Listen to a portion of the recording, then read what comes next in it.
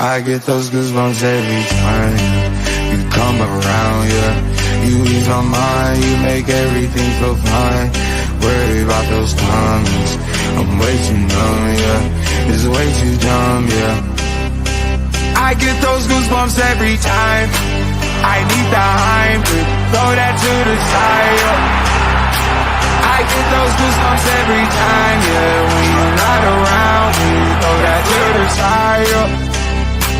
I get those goosebumps every time, yeah. 713, could've 21 down riding. Why they on me? Why they on me? I'm flying, sipping low key. I'm sipping low key and flying. I get those goosebumps every time. I'm around, yeah. You ease my mind, you make everything feel fine. Worry about those comments, I'm way too numb, yeah. It's way too dumb, yeah. I get those goosebumps every time I need the hybrid, throw that. Get in! Get in! Have some of that, Wolves. Oh, yes, we're back on Loaded Mag in UFC, and this is a reaction show to a great win, absolutely smashing win yesterday at St. James's Park. But before we talk about the game, how are you, Chris? Absolutely fine, mate. Yeah, bit of a hectic day today, but do you know what? The lads put a smile on my face all weekend, so yeah, I was really looking forward to doing the match reaction tonight. And yeah, it was nice seeing the Newcastle of old, I would say. Not quite where we were, but certainly a lot nearer to it than what we've been in recent weeks and months. So yeah, it was a pleasure watching the lads yesterday. My dad and my brother come round for it, so yeah, all good, and really looking forward to talking about the game. But yeah, I am all good, mate. Pete, how are you doing, fella? All good. Busy weekend for lots of reasons. But when you get 3 points on the board, it don't off make your weekend feel so much better. That's for sure. So I've been absolutely buzzing. Not gonna lie. And a game that I was quite worried about actually. Didn't really know what to expect. It certainly put a smile on my face coming into the end of this weekend, that's for sure. But happy days all around. And I think before I come to you, Daz, we need to give a massive super chat shout out to Dominic because, again, Dominic, donation. Hope you're well. Very much, Dominic. Thank you, mate. Obviously, a massive friend of the channel. Dominic's a great guy and really, really good. Super chat. Thank you so much. Put a question in. Talk to us.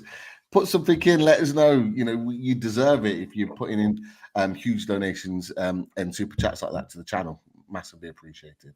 Thank you. We're gonna have to get a team tune for Dominic. Gimme a Dominic from Sweden. Nice one, Dominic. Thank you very much. Always appreciated. How are you, Dan? How am I? I'm good. I wasn't so good, I tell you, at those 3 p.m. kickoffs and streams. While you got to watch it, we haven't even said this, but you were at the game live, Pete. I was fighting for the first half, fighting with my stream. Second half, I saw it perfectly, but the first half, it was a bit of a nightmare. I even missed the first goal because of the stream, but I got to catch it all up again later. But I'm good apart from that, and looking forward to talking about this game. But you know what? First of all, let's do that members draw because I will forget it later on, and there's a spinning wheel here beside me. So, Chris has promised a draw, so let's go for a draw. Let's share the screen, and as I do that, Chris, tell us what's on offer with this one. Yes, so we've got our monthly members draw, which is I'm thinking, was it overdue? I don't think it was because I think we did one about 3 or 4 weeks ago, didn't we?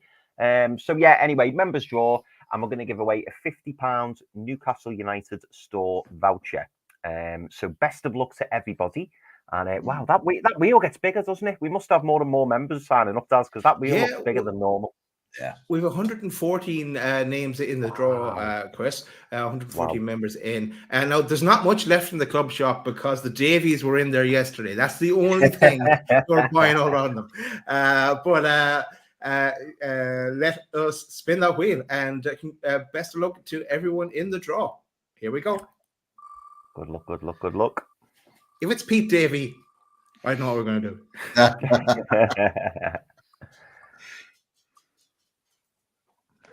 James Mitch, congratulations. Congratulations, James. I don't know why. I feel like I've seen that name before. I'm not sure if that name popped out before. Way back when. Yeah, but yeah, it's a name that I do recognise. But yeah.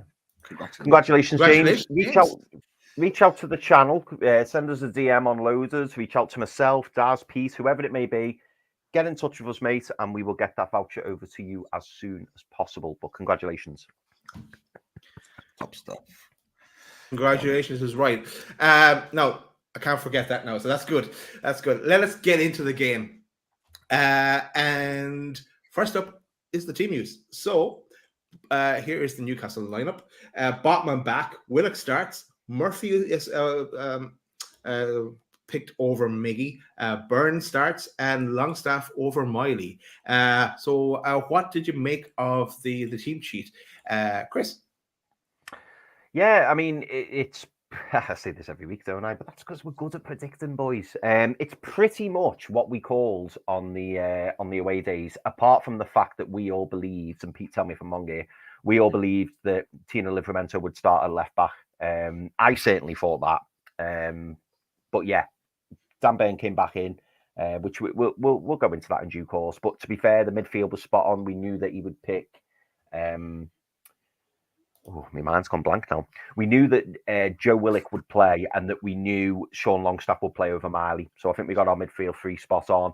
And Pete, again, tell me if I'm wrong, but I did have a feeling that Jacob Murphy would start on the right wing. I know there was some discussion, wasn't there, over whether it could be Miggy armoured on. I think they were the two contentious positions. It was either going to be Miggy or Murphy on the right, and Dan Burn or Tino Livramento at left back.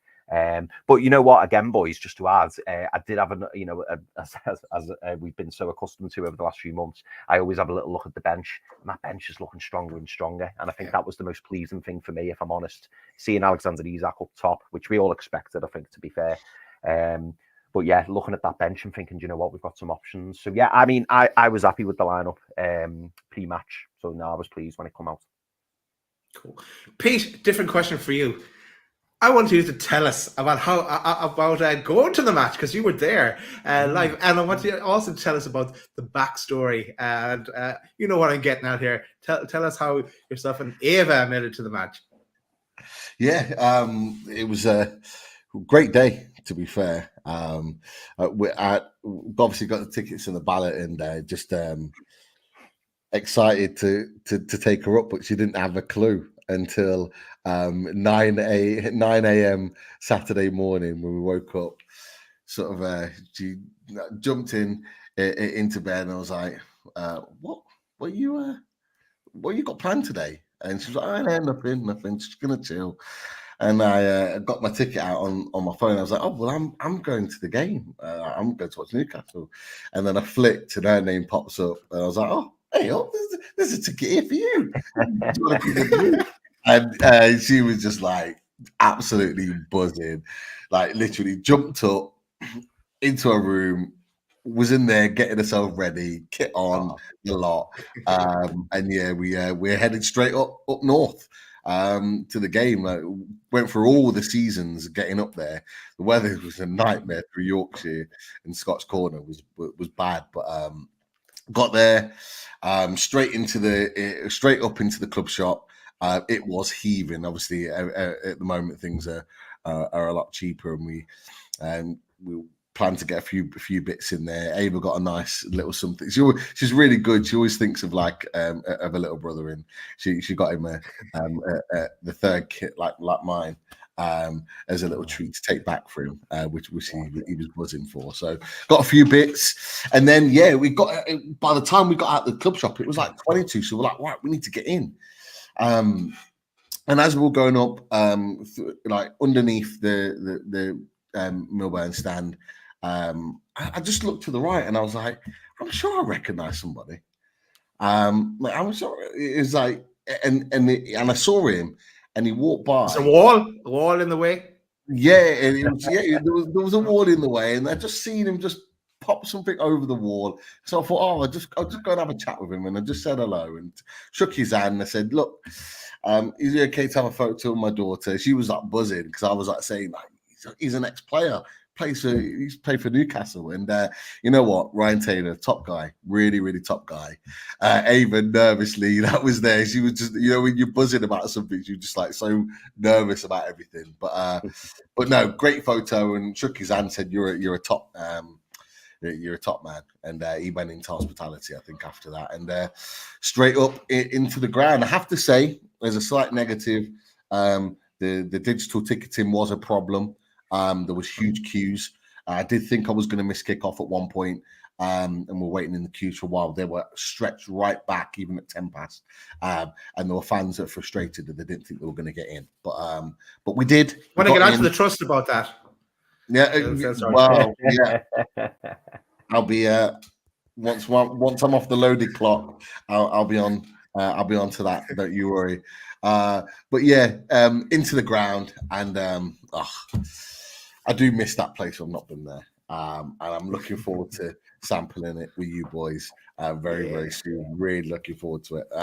But yeah, and going back to the point that Chris made, yeah, we're always spot on in away days. We always get it pretty much close to the button, and yeah, great to see Murphy in the team.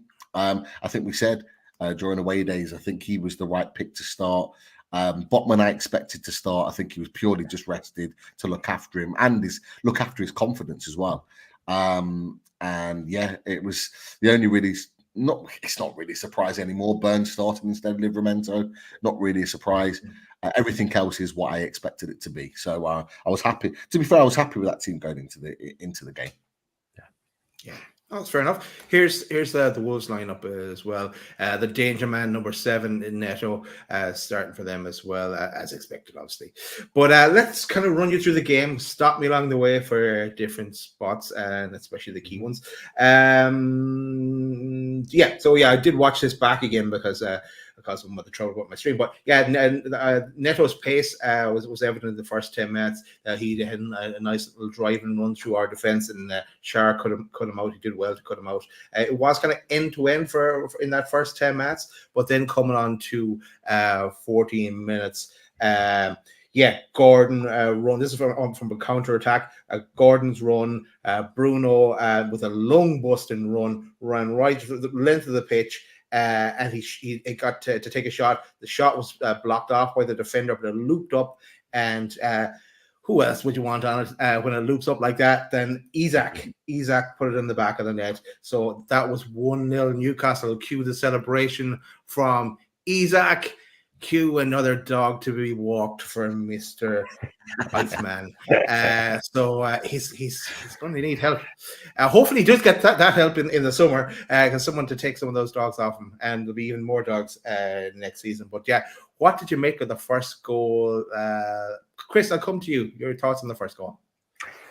Yeah, it was a typically Newcastle United of old goal for me.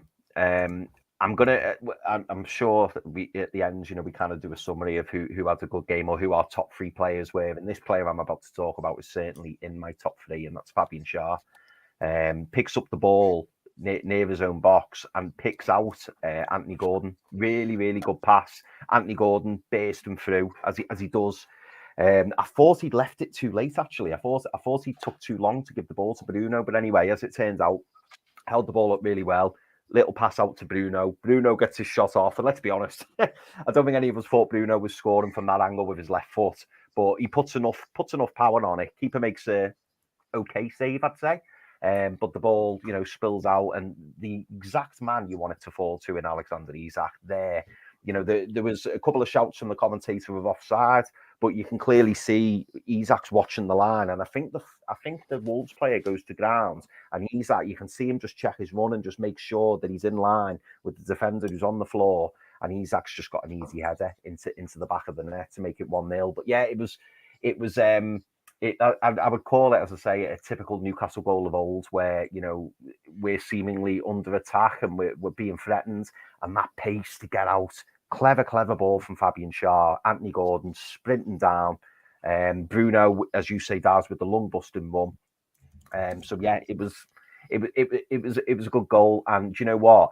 I noticed that after we got 1-0 up, you could see the confidence build, and the stadium calmed down a little bit. Pete will be able to tell us what it was like in the stadium, but to us watching it at home, Pete, it felt like the fans kind of went, right, we can play our game now. We've got the first goal. Let's just settle down and keep trying to pick Wolves off. And I thought we played brilliantly against Wolves, by the way, during the course of the game. But I know we'll get into that. But yeah, delighted we went 1-0 up. And I felt like we kind of went into cruise control at that point. Cool. Cheers, Chris. Spot on. What was it like there, Pete, for that goal? That would have been, was that down your end? No, you're on the opposite end. It was the opposite end. It was the in front of the Gallagher. We were in the Lees's corner, which is where we were kind of situated. But you know what? I have been sort of concerned is maybe the right word about 3 o'clock kickoffs and sort of atmosphere, because it does seem a little bit more sort of subdued. Not that fans aren't bothered, but it just seems a bit subdued on 3 o'clock kickoffs. And I have to say, for the first 5, maybe even 10 minutes or so, it was quite quiet, to the point where the Wolves fans above it were shouting sort of, "Where's your famous atmosphere?" Because it was very, very quiet. And that was something that I hadn't heard or kind of experienced for a while. And yeah, it was it certainly felt like to me that the fans needed something to get going. They needed something to kind of pick them up. And up until that point, Wolves had pretty much all of the ball. They were controlling possession. I think we'll probably talk about that a little bit more later on. But again, great win and ball out from Fabian Schär. And it was the one thing that I'd been kind of almost wishing for us to do, for the likes of Gordon to just drive and run at them a little bit more often. We see him. We know how pacey he is. We know what he's capable of, but we just maybe don't see it enough. Where he's just driving at players, and it's a great lung-busting run from Bruno to run beyond him to get into that position. It's interesting. Billy from 12th Man, he put a message on after match of the day last night and said, "Oh, that was a really lucky goal that you guys scored." And I was like, I don't think it was. I think it was really good play from Newcastle United. I thought that counter-attack was frightening. And the fact that Bruno's ran beyond the Wolves midfielders and his own player to get there, I think that's like hard work and endeavour. Gets the ball, as Chris said, like you never kind of expect him to ping one into the top corner. But the great thing was, I think Dawson's come across to try and block it and flung everything to it, which has just popped up. And the one man you want in front of that when it pops up in there is the main man. He's ice cold in front of goal. He's been doing it all season. And he just nods it home. And I tell you what, the roof just lifted off when that went in. Everyone was bang up for it at that point. And you're right, Chris. There was a little bit, certainly from me as well, there was relief. Yeah. We got the first goal. We're in the lead. We're normally okay when we're in the lead in terms of keeping something, great stuff. And it genuinely felt like that. We were absolutely buzzing. Everyone around us was going mad. And again, at that point, it really did feel like it was a case of, from the fans, it was like, right, let's go now. And straight away, as soon as we kicked off, the fans were almost willing every player to run and press and chase every Wolves player. We then had that inspiration to get behind the players at that point, and we just kicked on from there. Really, really good goal. Just a fantastic counter-attacking goal, boys. Cool. Chris, I think there's some news in the chat. Yes, a couple of things that I want to mention. So we've had a couple of super chats, and again, thank you very much for this. Toon Gamer, he says, "Glad we had subs that made the difference." Mate, completely agree. And I'm sure we'll talk about that a bit later on. But yeah, thank you very much for the donation, mate. Much appreciated as always. And also Dave Bowman, and I particularly like what Dave says at the end here. So it's something for us to take those off, boys. 2 points behind West Ham, 4 behind Man United, and have to play both. Great chance to finish 6th. beat Chelsea next. My flights are booked for the West Ham game. Well, Dave is in the Irish Max chat, because I've seen this comment already in that chat, and I've liked it there, and I like it here as well, Dave. And I'm over to that match as well, so I'm flying on the Thursday though. I couldn't agree more. It's especially with the way the Man City Man United game finished today. So all to play for. We'll probably get into that at the end as well. But yeah, 100%. Cheers, Dave. Just one more thing to add. Good Hands friend up. of the channel, Kevin Hawthorne. Happy birthday, Kevin. Happy birthday, Kevin. Happy birthday, Kevin. From Lakeland, Florida. It's Kevin. From Lakeland, Happy Florida. birthday, Yeah. Kevin. Yeah, it's David's absolutely. birthday as well, isn't it, Pete? It's her birthday today. His birthday today. Oh, Yeah, it's happy today. birthday to Today, Ava. today. Oh, Nice one. Brilliant. Brilliant. Great. Madness. Oh, this happy, joyful. I know. Where it wasn't there a couple of weeks ago, but it's back. Good. Let's move on with the game. 18 minutes in. Byrne had a chance. 29 minutes in. Murphy had a shot in heavy rain. It was seen the sound was picking up. The rain was lashing down at that stage. But coming to 32 minutes. Murphy had played a ball across. The keeper had a bit of a fumble. Gordon was there to pounce and apply the finish. Cue the celebration from Gordon. Cue the little picture here. But I don't want to just do that, guys. I want to show you the goal because I have a little video of it. So here it is.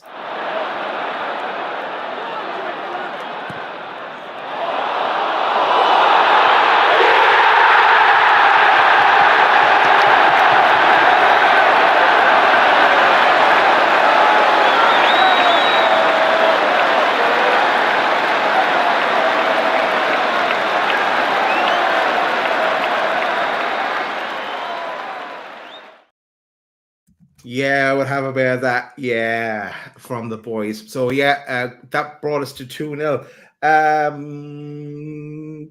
Pete, we'll go to your thoughts on Gordon's goal.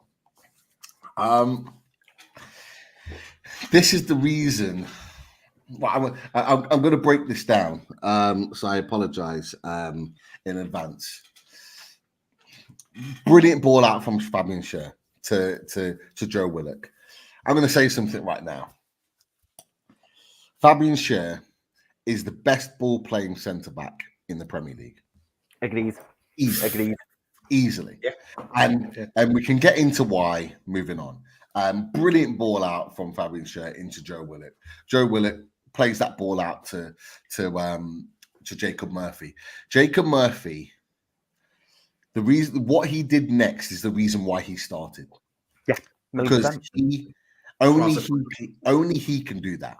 And he did it, and we talked about it on away days, Chris. He did it in the Wolves game last season, and he was brought in for Miggy for that game, and he did exactly that. And it's what I said to little Dan, is that, yes, they're big physical centre-backs that win everything in the air, but what if they've got a winger that likes to whip the ball in, nice, hard and low? Are they going to be able to handle it? They couldn't. And that was the key. And the fact that it was he's the king of the early ball, the early cross, is Jacob Murphy, and he whips it in. And the fact that it was chucking it down, as you'd mentioned it was lashing it down. You could hear it off the top of the stadium from the covering. It was hammering it down. And it whips up off Saw. And look, this is why Anthony Gordon's having a superb season, because he's there to smash the ball home. It was a great goal, a really good goal. But again, and Billy said the same about this goal too. He said very fortunate, or no, he said lucky was his word. Yes, maybe fortunate, but the counter-attacking football and the way we dismantled Wolves when they thought they were controlling things is why I think this goal was a brilliant goal. Just because it wasn't smashed into the top corner from 30 yards doesn't not make it a good goal.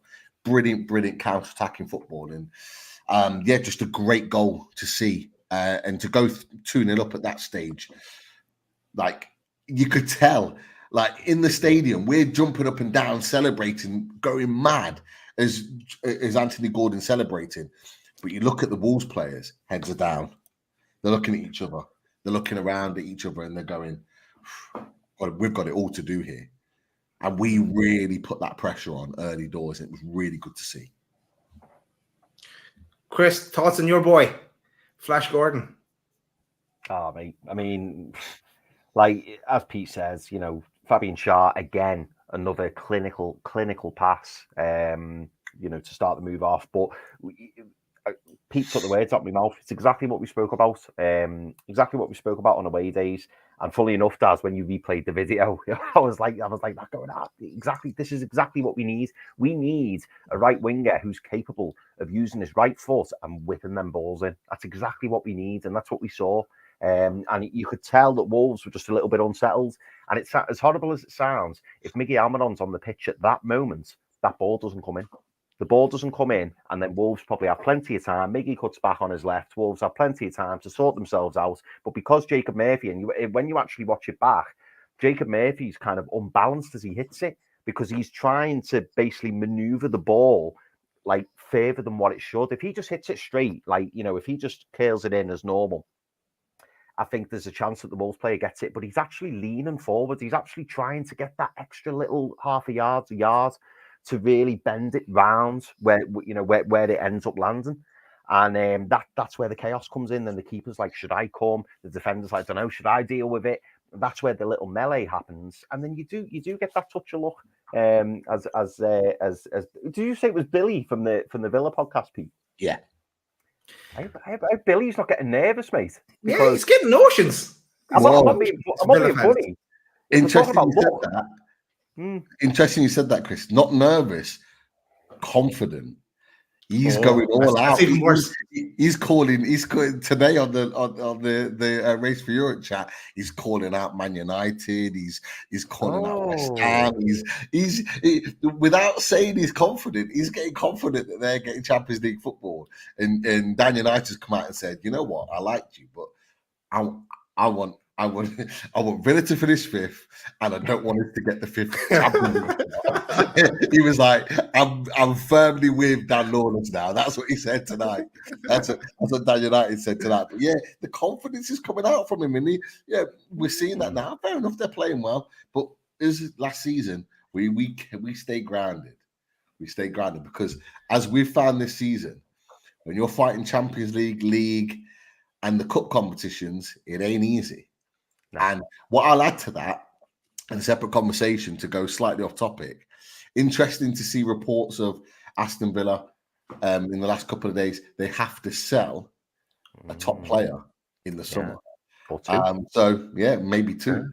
And I know who I would want, that's for sure. If I was a Newcastle player, if I was Steve Nixon, if I was Eddie Howe, Andy Howe, I know exactly who I would go for. Ooh. Maybe should we talk about this now, or should we talk about it later? Because I'm interested here. We'll get that conversation going. We'll get that conversation going for sure.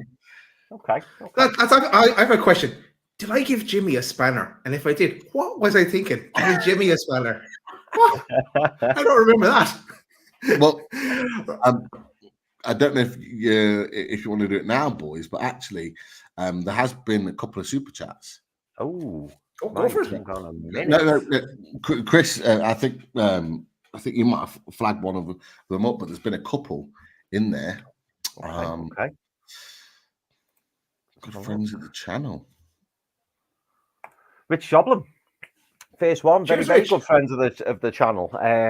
Rich says, "Put this as my first month's commitment, boys. We'll sort all the other T's and C's. RV standing order is not a time yet. Great win, Pete. Great win, Pete. I was sat in the corner where you were. Can't believe I didn't see you. So he must have been far away from you. No, we were. What was it? Leisures corner. We were in the lower part of the Leisures corner. We were we were that row R. Can't remember what number seat we were, but yeah, you might see it in a minute. Bang in the corner. Oh yeah. Yeah, we're going to get to that. So, but it is unfortunate you haven't pumped into Rich there. But there's always the next time. You never know. Jimmy, there he is. Cheers, Jimmy. That's a segue for that reason. Because I knew. There he is with his spanner. Oh man. There he is. We Great love show you, as always Jimmy. from my boys. I like that, Jimmy. Oh, he's even including Swerve you now, Strickland. Chris. Yeah. See, I'm part of it now. Swerve Strickland wins tonight to cap a perfect weekend. Okay. That's wrestling talk. That's what it is. AEW tonight. What? Yeah, I think he should win. I think he should win, Jimmy. That's all I'm going to say. He should. I'm with you.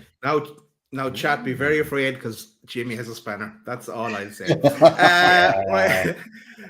To finish it off in the first half, so these are the two boys on the score sheet. Takes us to halftime, 2-0. And of course, it's all about then that third goal, and whoever gets that, the game would swing in momentum might swing in their favor. But yeah, let's get into the second half. So the big news there was Neto and Sa coming off at halftime for Wolves. Then there was a bit of a penalty claim. Your boy Aknori, Chris, I think was a coming together with Trippier if my stream was right there. Then 51 minutes, Trips comes off. He's injured, and Tino came on. Tino is on in his place. Any word? I did read what Craig Hope said, but I can't remember it now. Some concern over the injury. Who was the latest there? It's a calf injury. I don't know if anyone in the chat, boys, I don't know if you know what, like, because it's different. Obviously, watching it on TV, you see things that you might not necessarily see in the stadium, like injuries like that. I didn't see exactly when it happened. All I saw is him go to ground and literally signal over, and at that point, we knew he was coming off, because it was not long after that Eddie Howe was looking over at Tino, who had already, as soon as he went down, Tino ran out without being told to get warmed up. Like, so he knew. And then Kraft literally a minute later followed him.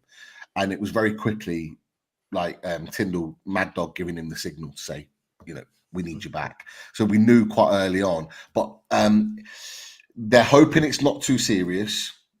Me personally, with calf injuries, I don't see him playing against Chelsea on Monday. I think he might have a slight chance of making it because it's a Monday night. But do you really want to risk it when you've got Tino and Kraft?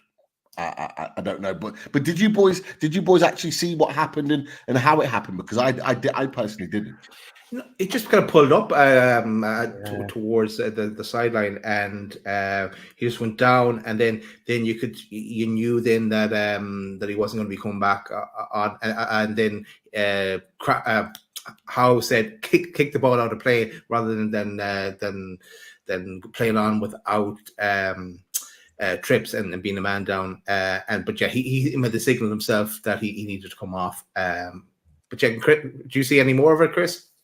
No, I was exactly the same as you guys. I think I'm wondering now whether or not like it was slightly off camera, because I don't recall it being like a something that happened on the ball. I just remember it zooming in on Trippier and he was on the floor and he was basically like, "Yeah, I'm done." Yeah. So it wouldn't surprise me if it was actually off the ball and he's felt something. And maybe especially with our injury record this season, boys, I'm sure Eddie Howe's saying to all the players, "Listen, you feel any kind of twinge or tweak or anything, you need to just come off as precaution. You don't obviously want to make it better, make it worse, and play on, and then it get worse." So I would imagine it doesn't look majorly serious because he managed to come off the pitch himself. He didn't need any additional help to get off the pitch, but he did look like he was walking a bit awkwardly. So, like yourselves, I think it's doubtful we see him against Chelsea or that he's risked against Chelsea. But Tino didn't half too well when he came on at right back. Tino against his old club as well. That would be interesting. Just a reminder as well. Sorry, I never said it at the start. The target for tonight is 300 likes. So smash that like button and help others come and find Loaded Mag in UFC, because that's exactly what you're doing when you do that. You're spreading the word, moves us higher up the food chain of Newcastle content. Right, let's move on. 55 minutes. This was unlucky. Now, this would have been pretty much in front of you, Pete. No, Might have been, yeah, in front of you. It would have been. Willock's ball onto Gordon. Gordon was a back heel onto Byrne. Byrne with a cross in. Willock with the diving header. That would have been class if that went in.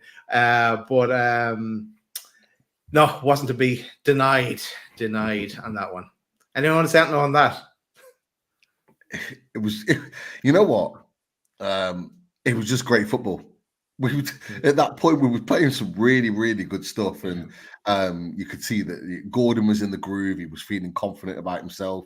It was a really nice, well played maneuver, and I was gutted for him because he deserved the goal, did Joe Willett? Because I just thought he was superb, and it was look, to be fair, it was a great save on the line. Like it was superb. Like Joe Willett couldn't have done anything more. He was in the right position. It was a really good knock-in by Dan Byrne, like a little clip ball back. And he's even headed it, and it's going into the side netting. That's how good the header was. Like, if you're asking for a perfect header in that situation, that's it. But the fact that he's managed to get to it and turn around for a corner, you're like, and then you just think, and then literally 2 minutes later, who gets subbed? Totti gets subbed after he clears it off the line. You're thinking, why didn't you do it 2 minutes earlier, man? Come on, we'd have scored if not. But no, it was really unlucky. And I have to say, at that point in the game, I don't know about you boys, like I was feeling points are coming home today. Points are coming home. Like I starting to feel confident at that stage. Yeah. But the only thing is, then Wolves started to kind of creep into it a small little bit, because 66 minutes, Dubs had a save from a counter attack.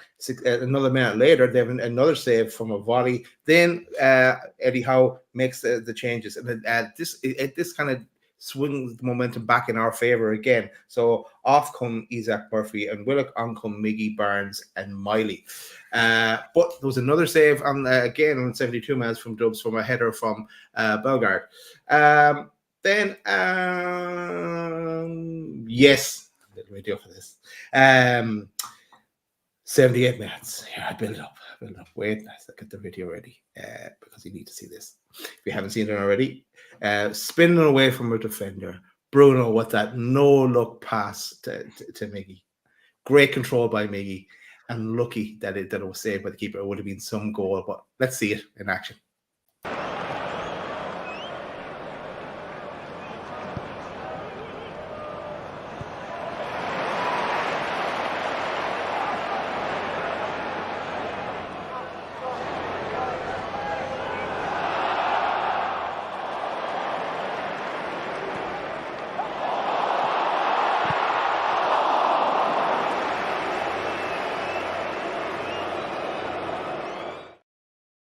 Bruno.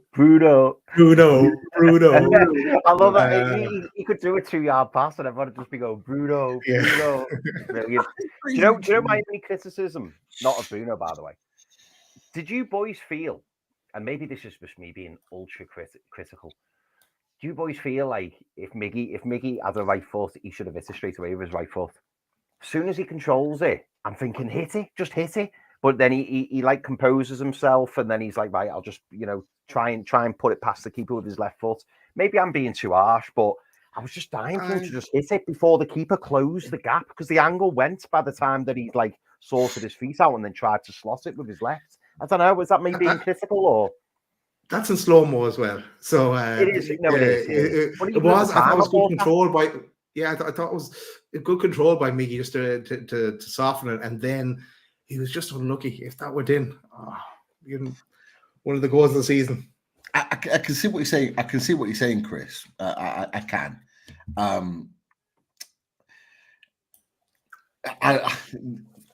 The thing with Miggy and Murphy, they're kind of the opposites of each other, because if Murphy gets in that position, he scores, in my opinion. Yeah. Because he hits it with his right foot. And it is obviously his stronger foot. I think he scores in that moment. But Murphy doesn't make the run that Miggy makes. And that's the key to that ball. And that's why Bruno and Miggy have such an understanding, because he knows that Miggy will make those sorts of runs. Murphy doesn't. Murphy's just out and out pace. He'll run at you. and he'll drive all day. And Miggy doesn't necessarily do that because he cuts back a lot. But yeah, you could argue maybe, you know, he could have taken it a bit earlier. But watching it live, I thought the ball was a little bit too high. I didn't think Miggy was going to get as good a control on it as what he did. I was actually quite surprised that he actually brought it down as quickly as he did to get in a position to score. And watching it from the angle, I saw that clip earlier on today, and I think what he's trying to play it in between his legs.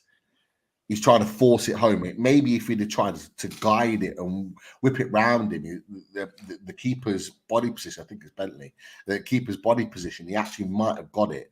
But you can't argue what he was trying to do. He was like, you could be like, I was frustrated that he didn't score, but I could see what he was trying to do, and it could quite. If it had worked, we'd have gone, wow. Yeah, we'd have gone brilliant. He'd have got like a round of applause for that. But no, I get what you're saying. I do get what you're saying, and it is one of the downsides that he doesn't use his weaker foot more often. But we've been saying that for 4 years. Yeah, he's just turned 30. He ain't going to change now. Just to add in as well. Sorry, I was just going to say, Daz, I've took a bit of the emphasis off Bruno there, and that was the whole point of the passage. Like, what a ball. But this is no surprise to us. Like, this is Bruno is starting to slowly get back to his best, and again, a really, really disciplined performance from Bruno. You know, we all know that he's trying to avoid that 10th yellow card, and he's performing out of his skin at the moment. And again, sorry, a bit of a spoiler, as well as Shah, he's in my top 3 for later. Like, I thought Bruno was outstanding, absolutely outstanding yesterday. He was, Chris. Right, let's move on, because 91st minute, Shah ball to Tino with, I'm going to say, a Maradona style run. Stretching it a bit, but no one was. Yeah, you can see it. No one free inside. What a run and what a goal! He kind of fumbles as he's kind of fallen over a bit, but he did get around about 4 players, including the keeper at that stage. Delighted for Tino, his first goal for Newcastle, his second goal of his career, I think. I think he scored one for Southampton, and cue the celebration as well. Peter, you might have a little video on that, do you? Is that where you have your video? Yeah, we don't see the goal, but I think it's more of the celebration afterwards, I think. Cool. So where is it? Tino!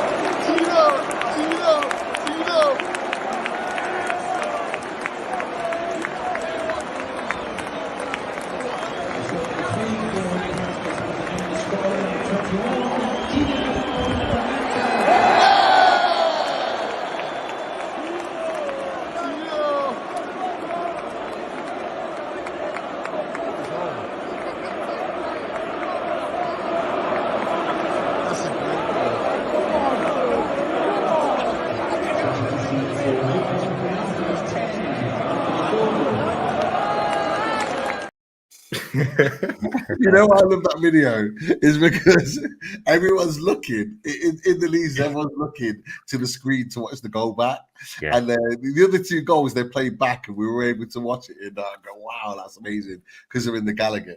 That goal gets played, and just at the moment where the goal is about to be scored, they cut it off, and everyone's like, "Boo!" What are you doing? Why are you turning it off now? It was brilliant, but like. It didn't quite capture it on the video, but again, it was like everyone around us was almost kind of like high-fiving, job done, 3 points in the bag, shaking hands, tapping each other. See you down the pub, yeah, see you in a bit. One of those ones. It was kind of like that would just typified everything. But the love for Tino Livramento in that stadium today, every time he came to run out, like.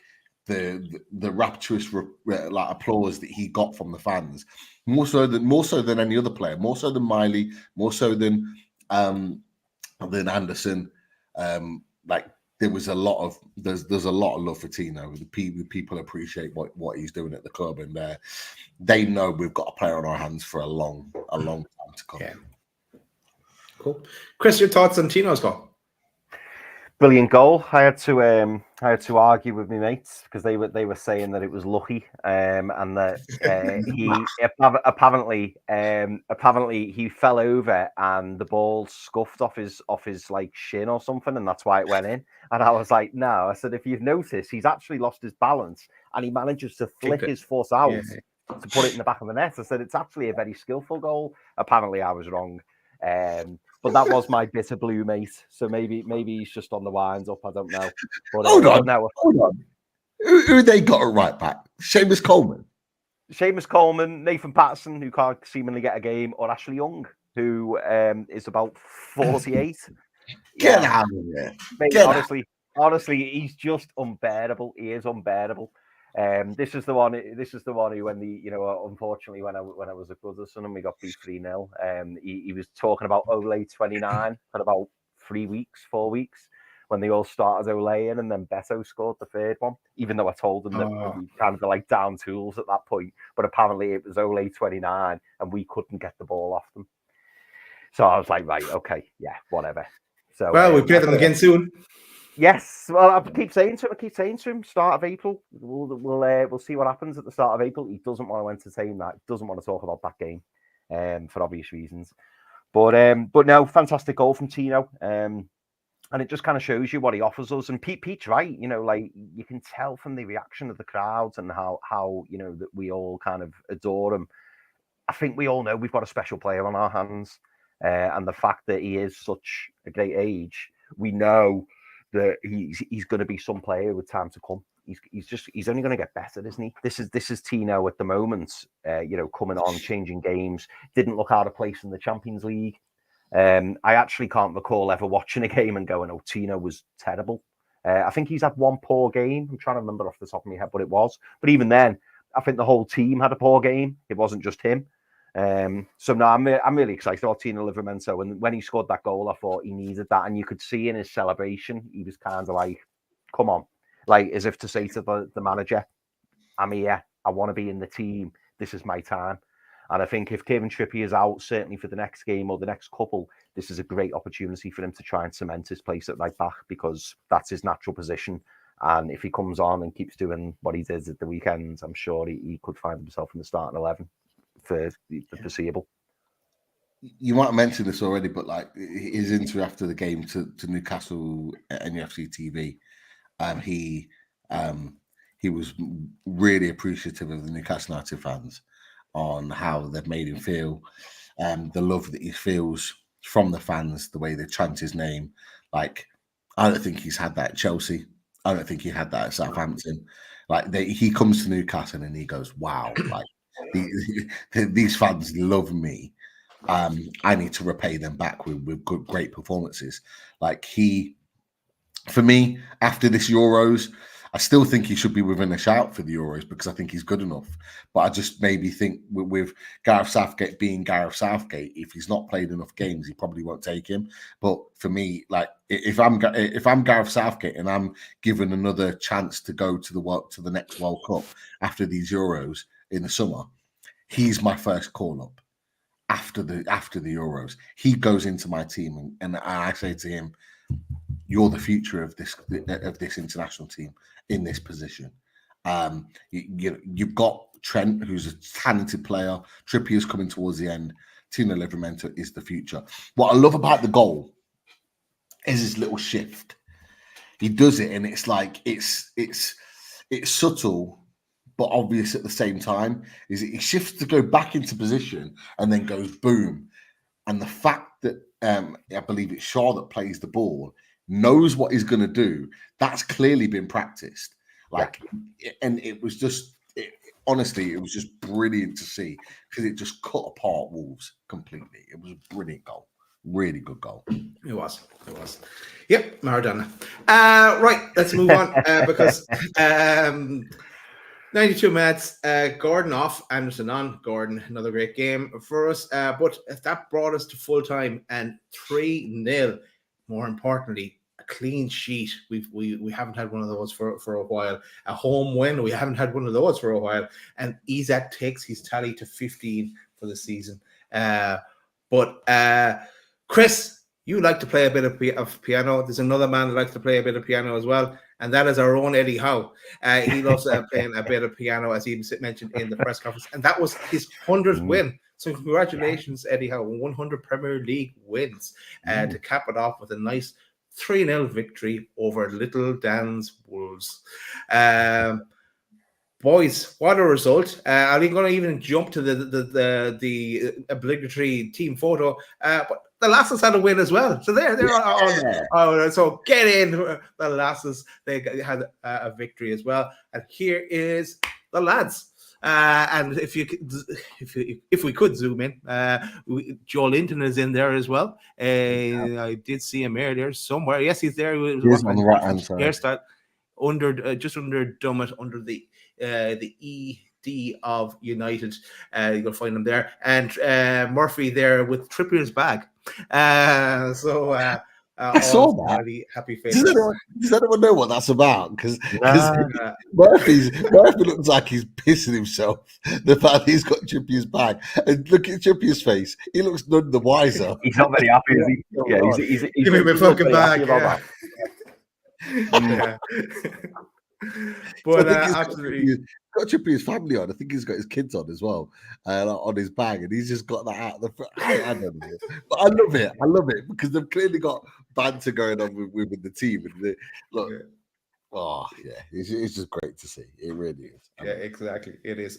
Look, we'll look at the table in a few minutes, but lads, overall, Pete, we'll go to you first because you were at the game. How was that whole experience for you? The perfect day for me. The perfect day.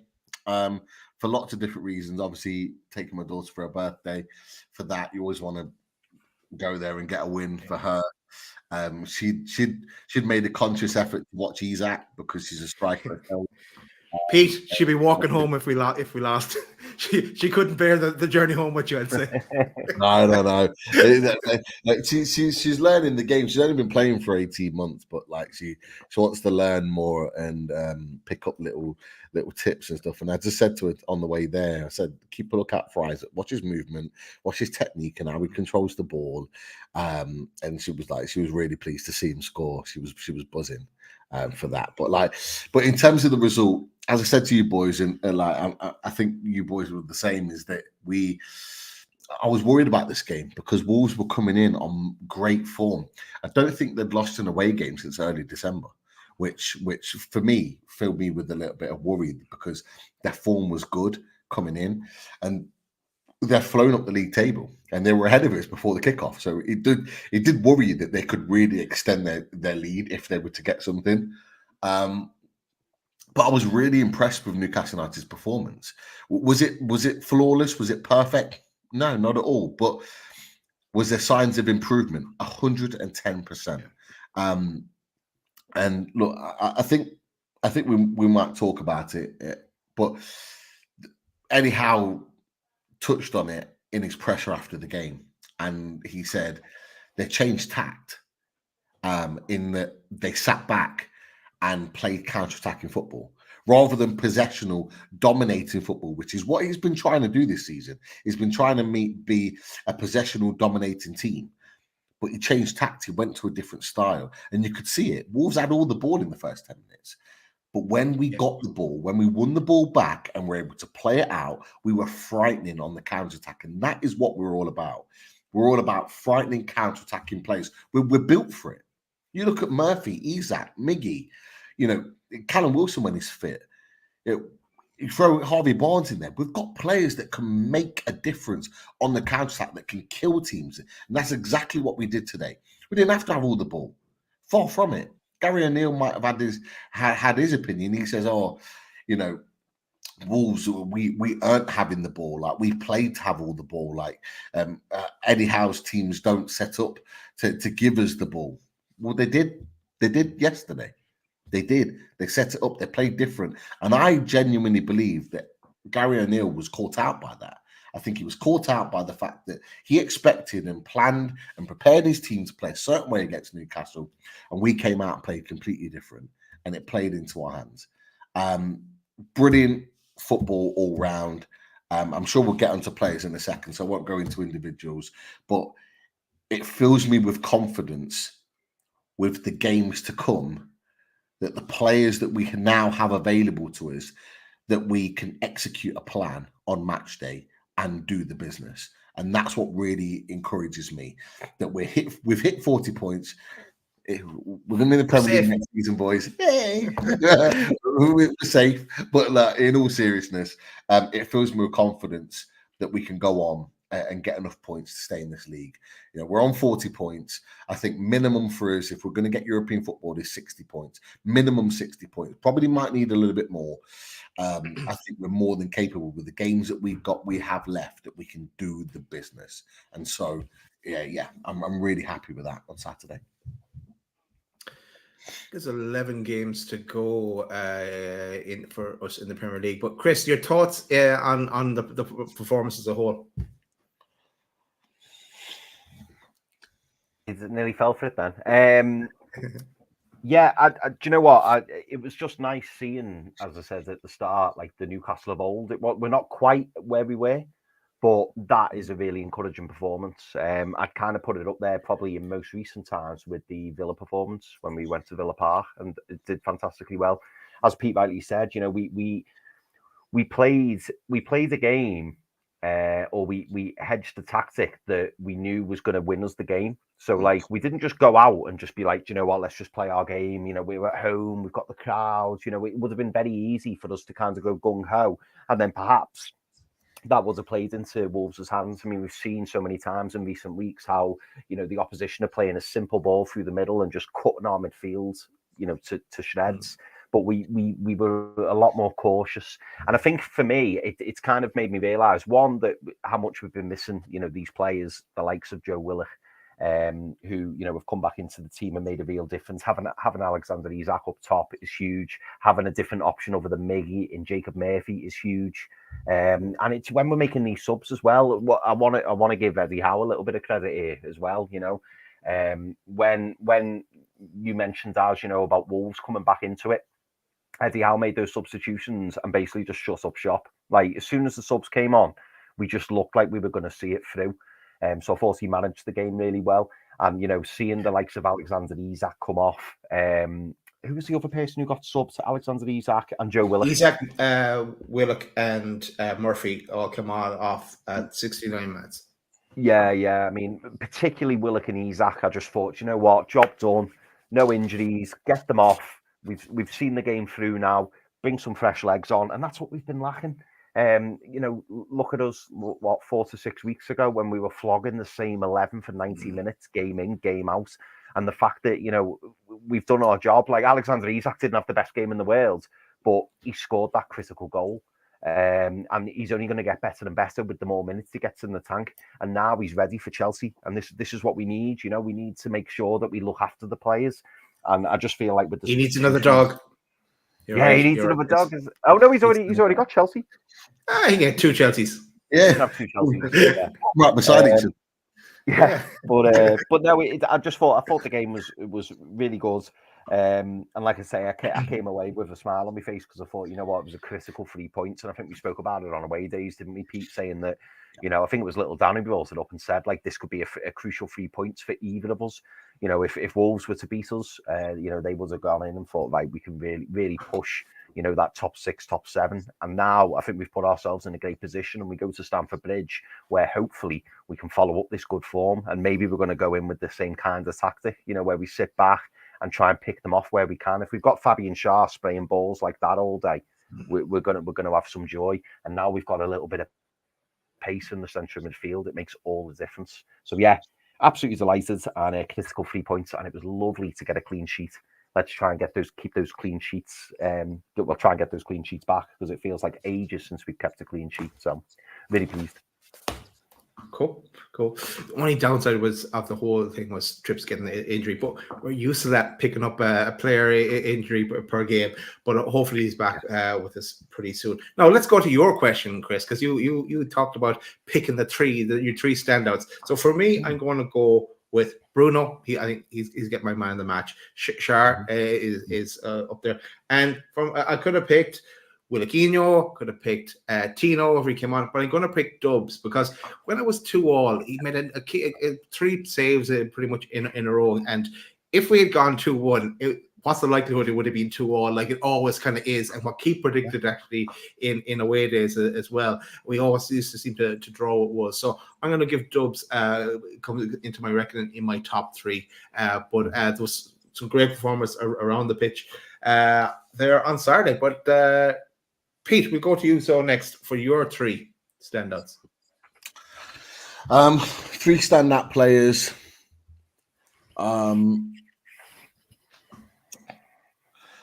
I'm going to go with I'm going to go with Fabian Schär. I thought Fabian Schär was outstanding yesterday.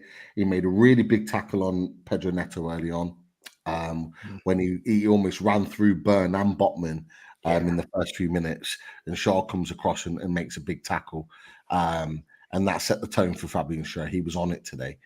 Yesterday, sorry, he was bang on it for the game. He stood out and was brilliant. Obviously, with the ball at his feet, he was excellent. I think he wasn't really tested at any point to the point where he was very much last ditch, other than that Neto opportunity in the first half. But as I've said to you boys, on the ball, for me, there's not a centre back in the Premier League that's better than him, that has the range of passing as him. Someone that can cut through a defense with one pass. He did it 3 times, and we scored all from all 3 opportunities that he did it. He's just, it's going to be so hard to replace him. We're going to have to in the next couple of years. It's going to be so hard to replace him, but he just gives us something that a lot of other teams don't have in the Premier League. And he is crucial to everything that we do, and we need him on top form every game. So really, really impressed with Fabian Schär. The next one, Joe Willock. I actually thought Dan Burn played so much better on Saturday. I thought Dan Burn had a really good game. He had a couple of moments earlier on in the game where Neto was running at him, but he had a great game because he had his protector in front of him, and Joe Willock was that man. Joe Willock was asked to do a very specific job on Saturday, and it wasn't from an attacking perspective. It was his recovery runs. When that ball goes down Newcastle United's left-hand side, you need to break your backside to get there and support Dan Burn. And you know what? Some people say he was injured or he wasn't 100%, Pedro Neto. Apart from that run that he did through the middle in the first couple of minutes, he was well-marshalled. He was well-marshalled by Dan Burn and Joe Willock. And Joe Willock, his defensive ability and his pace and his recoveries is exactly what we've missed. Whether it's Joe Linton, whether it's Joe Willock, they do such an important job for this team to keep things knitted together. And he did it absolutely perfectly. I was actually annoyed and frustrated when he came off, because I was worried that we would actually slip up and maybe concede when Joe Willock came off the pitch. But he gave so much whilst on the pitch. And I've not even talked about what he did going forward. His driving runs going forward. He can get us 40, 50 yards up the pitch, just like that. Because his ability and his want and his will to get the ball and just run with it and commit midfielders and defenders the other way, which is what the opposition hate. They hate to be committed the other way. And he did it time and time again. And what he added to his game on Saturday was what he did. And to be fair, Alan Shearer touched on it, because I watched Match of the Day today and he touched on it. He picked up positions that we've been killed for all season, in between Wolves' midfield and defense. He just picked up those number 10 positions, not all the time, but in pockets during the game. He just drifted into those positions unmarked and picked it up. And the second goal, Gordon's goal, was the example that Shearer used, and I thought it was a really good example. It wasn't the only time he did it though. He did it time and time again within the game. Not obviously, but he would just drift around the pitch and then drift into a position where someone would find him and he's on the turn, he's ready, and he's off. And I just think he's added so much of the dimension to our midfield. He just offers something that none of the other midfielders can do. And I was really impressed with him. And yeah, Although I was annoyed that he came off, I understand why, because he's the only one that can do it. Joe Linton's the other, and he's not back until May. So we need to wrap him up in cotton wool or bubble wrap, whatever it is, keep him safe, because he makes us tick in a very, very different way. And lastly, the main man for me, my man of the match, I thought he was outstanding yesterday, and I'll say why is Bruno Guimaraes. Not only is he not got a booking still, thank the Lord. One more for us. And not only is he not got a booking, but he is the catalyst for the way in which we play in an attacking position. The run that he makes beyond Anthony Gordon for the first goal, he was able to still be tenacious, aggressive, passionate in the tackle. The amount of tackles he won and the amount of recoveries he made, considering he's on 9 bookings, was outweighs anything that Sean Longstaff produced on the pitch, Lewis Miley, and maybe even Joe Willock to an extent. And it was really interesting. I don't know if you boys listened to Craig Hope's feedback after the game. He did a little video, and he thought Bruno Guimaraes only came to life when we were already like 2-0 up and we were cruising. He said he only came to life in the last 25-30 minutes. I disagree with that. I 100% disagree with that, and I'll tell you why. Is because it might have seemed like that to Craig Hope, but for me, Bruno Guimaraes showed in that last 20-25 minutes exactly why he is our main man for Newcastle United, because he didn't just step it up in that last 25-20 minutes, right? He took charge in that last 25-20 minutes, and the reason being is because Isaac and Willock, our other 2 main players, were off the pitch. So he knew he had to step up at that point, because the players, and it sounds horrible to say, but the players that he trusts around him were off the pitch. So he knew he had to be the guy to take charge. Trippier was already off. He had to take charge. He had to take the lead. He's the man. And what he did, he stepped it up and took charge of the rest of the team. He galvanized the team and said, we're getting 3 points today. We're getting a clean sheet today.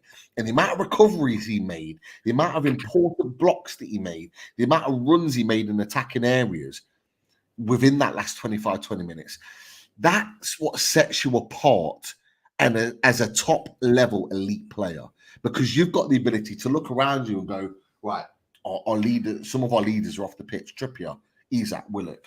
I need to step up. I need to make sure that we get us to those 3 points. So I didn't see it like Craig Hope did. I saw it differently. I saw him doing all of the great stuff that we know he can do, but then going, I'm taking charge. I'm taking charge. I'm doing what I did at Forest by grabbing everybody by the throat and saying, we're going to get those points today. We're not going to slip up. We're not going to concede a shitty goal and then be panicked for the last 10 minutes because it's 2-1 and they could nick a draw. I'm going to make sure that we get the result. And the amount of cutouts that he made, because like you said, Daz, you're right. Wolves came back into it. They came back into it and had a couple of opportunities, 1 or 2 in a 5-10 minute spell. But what he did then is when they tried to push again, he was the one recovering the ball. He was the one nudging the player off or making the block to get his possession back, to stopping that attack from happening. And I just, that is why we love him. That is why he is so important to this team. And he did all that knowing that he could potentially get a booking, which makes it even more sensational, the fact that he does that. And Wolves, I've got to say, boys, are not a bad team. They're a good team. No. They didn't look the same team when Neto went off, but they're a good footballing team. But Bruno Guimaraes, for me, for that reason and that reason alone, is why he is my man of the match. He was outstanding. He was outstanding yesterday. Such a super talented player. 100%. Agree with you there, Pete. And just picking up on what you said about the bubble wrap, it's double bubble for these two because we've got no one else to fill in for either of these guys. Double bubble. Chris, you originally came up with that question, your top 3. So who are you going for? Is it Bruno all around from the match, or have you got something different for us? No, so well, slightly different, yeah, because I've given my man a match to someone else, but my three is exactly the same as Pete's. It's Joe Willock, it's Bruno, and it's Fabian Schär, and I'm giving Fabian Schär the man of the match. Again, Pete mentioned it earlier. Not only did he have an involvement in all three of the goals, but he also made a big tackle early on against Neto, where I think it was Dan Burn who originally got outpaced, and then by the time Botman got to him, Botman was a bit like, "Oh, I don't know if I can touch him," because he was in the box, and we all know how tricky, Pedro Neto is in the box, and Fabian Schär just comes over, deals with it, and that was a key moment for me. So I'm giving it to Fabian Schär, but Bruno ran him close. It was a close one thing, and I can't argue with you boys picking Bruno because Bruno was outstanding. But again, just to give him a little bit more of his flowers as well, I thought Joe Willock was brilliant. And since Joe Willock's come back into this team and now he's playing central midfield, we just look so much more balanced. And I think as a fan base, we've all been saying this, haven't we? That Louis Miley and Sean Longstaff are quite similar players. And having Joe Willock as that alternative, that other option who gives us the legs, drives us up the pitch, but is also making them recovery runs and helping Dan Burn at left back or Tino Livramento, whoever's playing there. It's huge. Can't underestimate the value of having Joe Willock back in the team. But yeah, the three of them, Willock, Schär, Bruno, outstanding. But Daz, I really liked what you said about Martin Dubravka as well. Made some really big saves. Because if he hadn't have made those saves, the game could have turned out differently.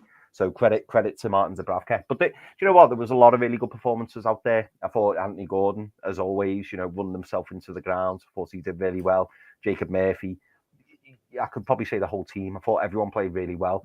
But it's a massive 3 points, boys. Massive 3 points. Not a bad week. Sven Botman as well. Yeah, exactly. On his return. He got a lot of stick against Arsenal. He hasn't been the same player than before his injury. We understand why, but that was a performance where he was back to his best. He played really well, and I think part of that will be that he didn't have the sort of pressure on him to protect Burn because Willock was there, so he was able to go about his job in the way in which he normally does. He made a few really good cross-field balls. He played a number of really good passes into midfield, made a few interceptions. He was back to his best. His clearances were good in the air. So for me, he needs a little bit of respect on that because, and that will give him confidence as well. Going into a big game next week, that will give him confidence. And look, he's a big player for our future. We need him fit and firing and confident as well. Cool.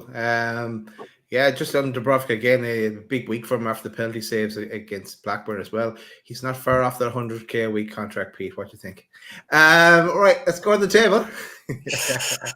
You know I want to be messing. All right. So here, we're not going to spend long on the table, but we'll just give a quick flash of it. So we're an 8th spot on 40 points, as we've mentioned. A nice green tick there. I'd love to see a few more of those. So we're 2 behind West Ham, who had a victory over Everton, and we're 4 behind Man United, who had a defeat against Man City. And then, of course, above that, you have Spurs and 50 and Villa, who are starting to get I think cocky is the words from our earlier discussion. But Brighton, they're on 39 points, and Wolves 38, Chelsea on 36. Who we play next, actually, and they have a game at hand as well, Chelsea. But I guess I'm not going to spend long here because I'm not going to focus on the league too much until we actually get up into 6th spot. Then we can focus on it a bit more because we're going to finish ahead of Man United and West Ham and the rest. In that, I think 6th has to be, for me, is our target. If we can go higher, great, but it needs a big fall off from those above us. Anything you guys want to say about the table? I think the only thing I'd say, and I started this comment earlier, which I thought was an interesting one, because we've spoken, and again, I know we won't go into it too much, but we've spoken, haven't we, about our running is quite favourable, certainly compared to most of the teams. Alan Thompson says, Pete, Villa play Spurs next, and then they have Man City, Liverpool, Arsenal in the last 6 matches, so they might not make top 4. Billy should take it down. I mean, do you know what? Just to highlight that point alone, you know, the teams around us have got some difficult games, and I'm not saying that ours are incredibly easy, but we've got a fighting chance, and so I can kind of see where you're coming from there, Daz, because we're 4 points off sixth. And really, we should be classing this now as like a mini league. I feel like Villa are probably too far away. But never say never, boys. I mean, there's a turnaround there. We've got 11 games to go, and you know, as I keep referring to, we saw the one that Liverpool went on last season. You know, if we win 3 or 4 games on the bounce, all of a sudden, if the teams around us aren't putting, you know, that kind of record together, all of a sudden, when that points gap starts getting lesser and lesser and lesser, then and you start getting your momentum, anything can happen. Realistically, I think top 6 is probably you know, achievable. And I'll tell you what, it would be a fantastic end to the season if we finish 6th, given all the difficulties we've had this season, and also thinking about what's going to be a huge summer, which I think we'll all agree is going to be massive for Newcastle United. And if we can finish 6th, we've given ourselves one hell of a chance going into next season. Yeah, Pete, thoughts on the table? I think we've got a great chance of finishing between 6th and 7th. I think European football is massively on. We don't know about the 8th place, so I'm not even going to talk about that. But we've got a great chance of finishing there. As we talked about on the away days, Newcastle United's remaining fixtures are more than winnable for the vast majority. You know, you get Stamford Bridge out the way on Saturday, on Monday, and that's a game I think we can win. We can win that game. But you look at the rest of the fixtures for the rest of that season, they're all winnable games. Like, we win our next 2. We beat Chelsea and we beat West Ham at home after the international break. We're right in the mix for me. We are in the mix, not just for 7th, for 6th. I think we're coming for Man United. I think we can beat them at Old Trafford. I think we can beat Tottenham at St James's Park. I think after West Ham, we've got Everton at home. We should revenge tour 2024. We're back. We're coming from. It's crazy what a few players coming back into the team and seeing how we shape up and how we perform with these players getting minutes under their belt can make you feel. We haven't had a great run since the end of November in terms of putting wins and results together. But if we can do it at the business end of the season, which is now, if we can start putting a run of 3, 4, 5 games, 6 games, 7 games unbeaten, and we're winning the vast majority of those games, we're right in the mix. We're right in the mix. And I agree. I don't think we'll catch Aston Villa. I think Villa will finish 5th. I think Tottenham will finish above them. Although Tottenham have got tough games themselves, I do think Tottenham will finish above them. But I still think Villa will get Champions League because I think 5th place will get it. But I think 6th place is up for grabs. I didn't think about it until Little Dan said it, and I thought, actually, yeah, it is. Man United got a shed load of injuries. Forget their performance today. Like, other than the great goal that Rashford scored, he didn't do anything else other than that. He was shite. But Man United and Man United, they'll always try and turn up and play a little bit better than they normally do against Man City. But they'll go against another team and get absolutely spanked. And I genuinely think that it's on. It is on. We are right in the mix, and we never thought we would be. Everyone said FA Cup, let's go for FA Cup. We'll go to Man City and we'll give it a good run, and we'll try our best.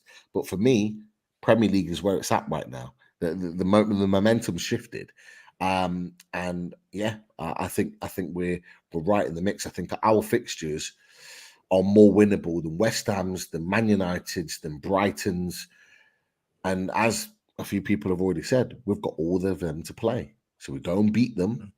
We go above them. Simple as that. Nice one.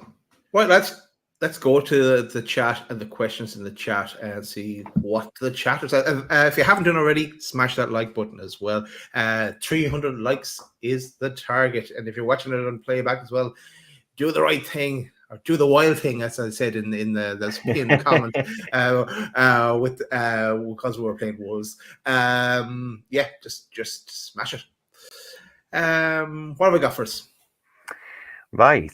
So I don't really know what this means. I have a feeling I know what it means, but hopefully Pete does. Mike Gent says, Pete, how was the stack looking yesterday? Oh, because they're working on redoing the stack, aren't they? They're doing the stack outside of their building. Oh, wasn't it called Stacks? Stacked. So, yeah, the stack. I thought it was something referring to wrestling. I didn't know. I thought that's what it was. Yeah, they're building the stack where the Metro Centre is. You can tell they're doing work on it. But I'm not going to lie. I thought they would probably be further ahead than what they were. You can tell they're trying to level a lot of the ground and doing a bit of work. They've got all the sort of building stuff out there. But I just thought it would be further ahead. You know, they originally said it could be done for end of March. We were kind of hoping for that. Yeah. Like, it's the groundwork's not even complete. Like, it's not. It's not there. So I understand why it's been pushed back right to the summer, ready for next season. It'll be ready for next season, but there wasn't. I don't know whether I'm wrong in thinking it. I just thought I would see it a little bit further on in its development than what I saw.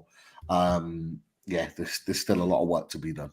For sure. Actually, I've got a good point here because I found a YouTube channel called 55 Degrees North, and I don't know who the guy is or anything like that, but every 2 days he does a little 5-10 minute video on the progress of the stacked. So it's very interesting to see how it's going up bit by bit. So check that out and give him a sub as well while you're at it. Yeah. Look forward to seeing the progress in March. That's why I look at it.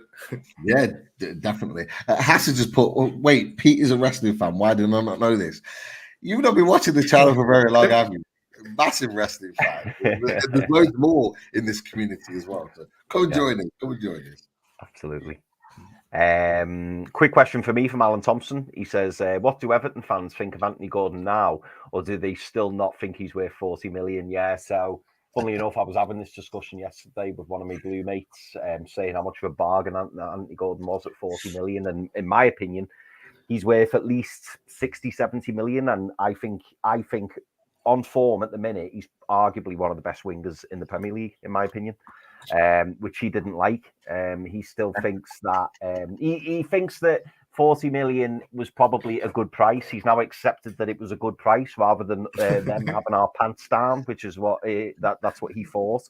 So yeah, he still doesn't like him, and he still thinks that he will turn out not to be a good signing, which I completely disagree with, obviously. But yeah, I think they're slowly starting to realise, because they're not mentioning Anthony Gordon very much these days. Whereas when we first signed him, every week it was like Gordon watch. It was like, oh, Gordon didn't do very well there. Or Gordon should have scored there. I'm not hearing any of that now. So I think they're slowly going back in the box, is what I'd say. Did you see Adam P's tweet? He said something like, "Amazing what Anthony Gordon can do when his home fans aren't abusing him after games, or in the car park after games, or something like that, along those lines." So it's a good little comment. But 80 million for me for that's what he's worth now, Anthony Gordon. Sorry, Pete. No, I was going to say, I love how Chris's Everton mates have now accepted. I love it. I love how they've had to accept it. They are doing that through absolute gritted. Team. And I'm here for it. I'm here for it, for sure. 15 goal contributions this season, and the season's not even out. He'll get more between now and the end. You're absolutely right, Chris. You are absolutely right. He is one of the top wingers in the Premier League this season. He is up there along with some of the best. 15 goal contributions gets you that. 10 goals in all competitions, 5 in all competitions in assists.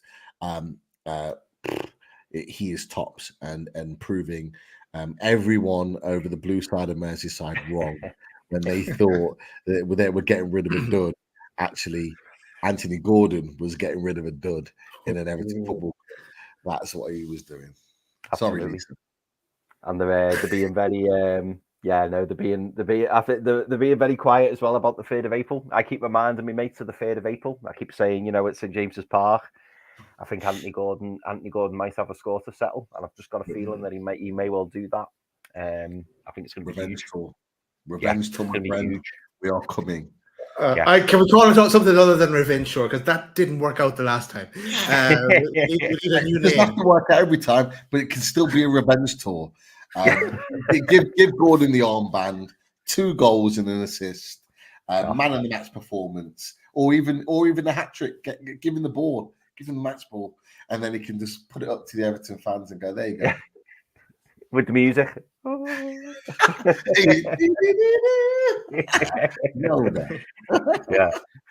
Tanguy Vivids is getting very excited, and as you'll recall this from last season, so hopefully we can do this because it worked out really well last season. I really liked it. He says with 11 games to go, 33 points, so our highest possible points tally could be 73 points. Looking at the rest of the games left compared to Villa, Spurs, Man United, West Ham and Brighton, we appear to have the easier running.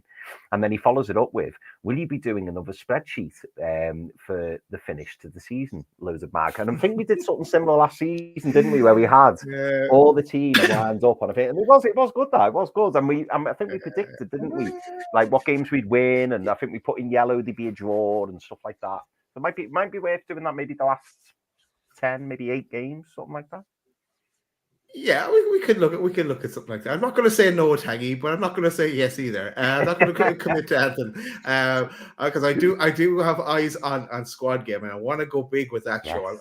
I've been talking about that show for 6 months because a few ideas for something good there, and there's a bit of spreadsheet work involved there, of course.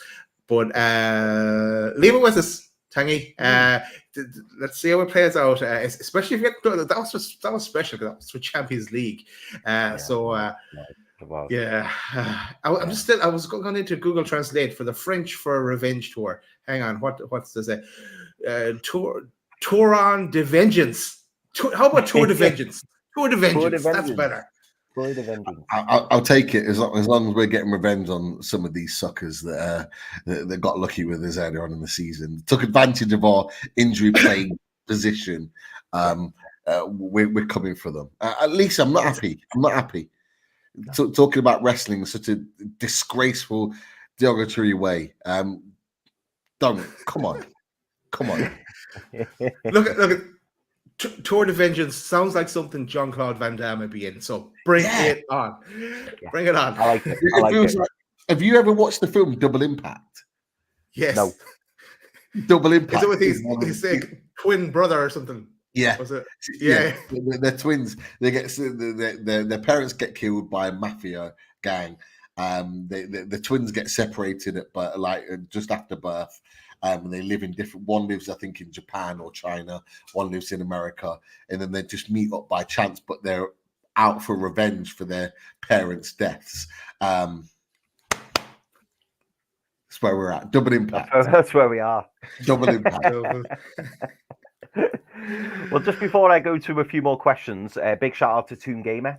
Again, thank you very much for your donation. Cheers, Toon Gamer again. Gordon for England. I mean, surely.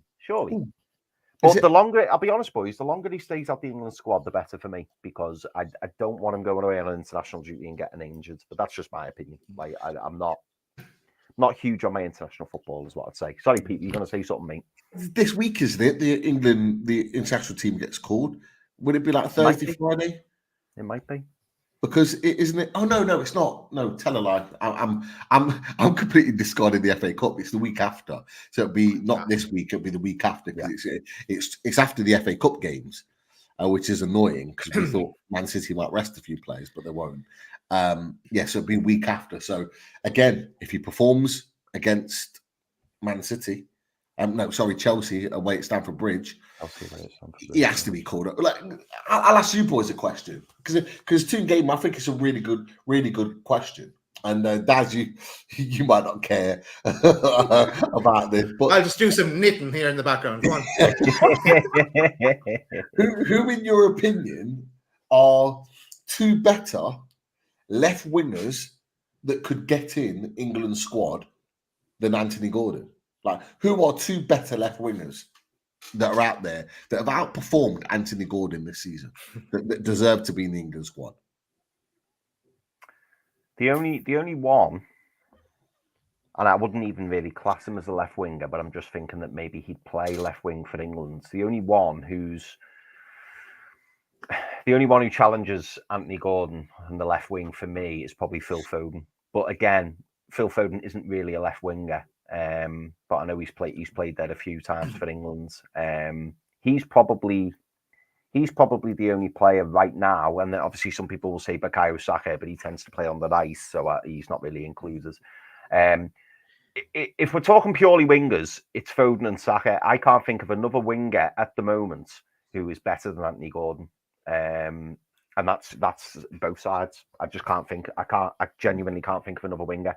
Some people, will say, "Oh, Marcus Rashford's got to be in there," or players like that, or Jack Grealish. But surely Anthony Gordon's going to be in this squad. Surely, but Grealish will play for England. Like he'll be called up because if he's fit, he'll play. But he hasn't played well this season. He's barely kicked a ball, but he will go.